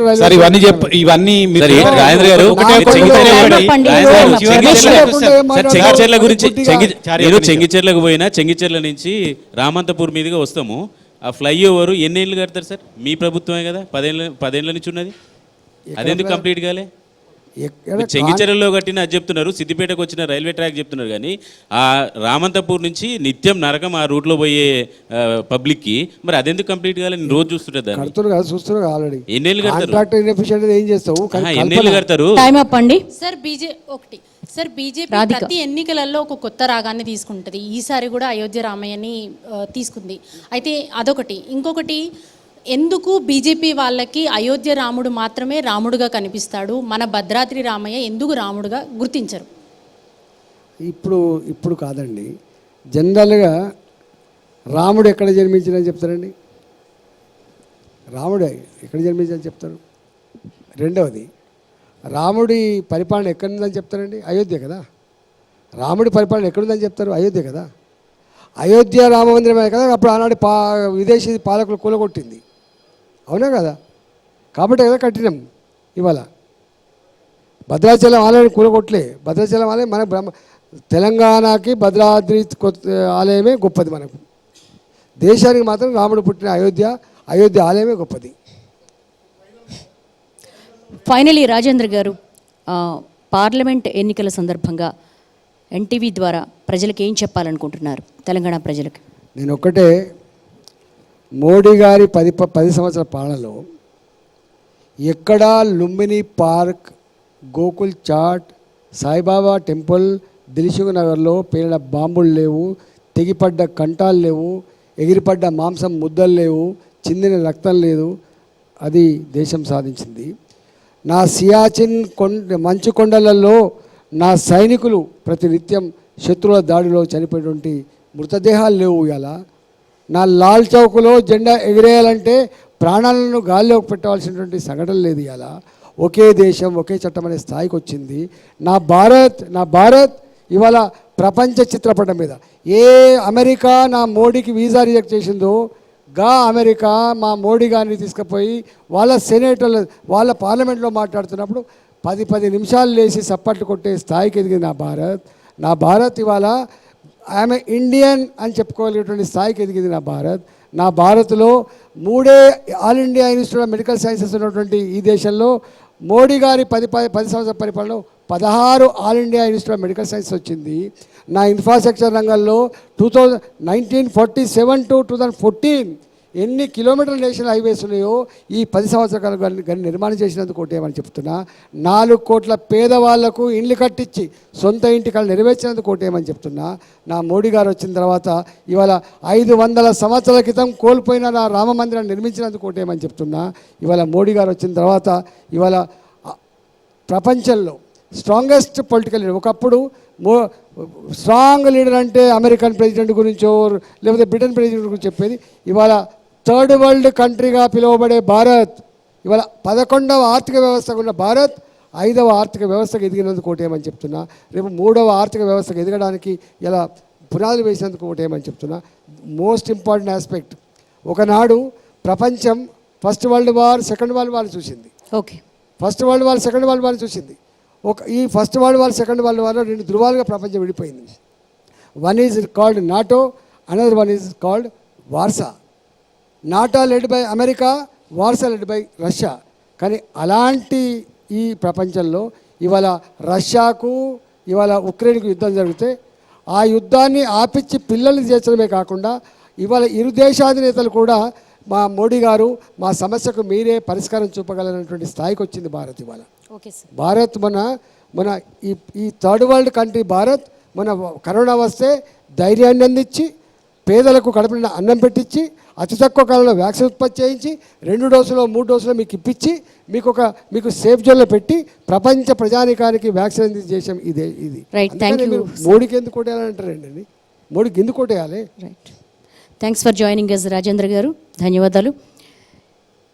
ప్రధాని మోడీతోనే అభివృద్ధి సాధ్యమవుతుందని చెప్పేసి సీనియర్ లీడర్ రాజేందర్ మన క్వశ్చన్ అవర్లో మనం అడిగిన ప్రశ్నలన్నిటికీ కూడా సమాధానం చెప్పారు. మరో లీడర్తో మళ్ళీ కలుసుకుందాం.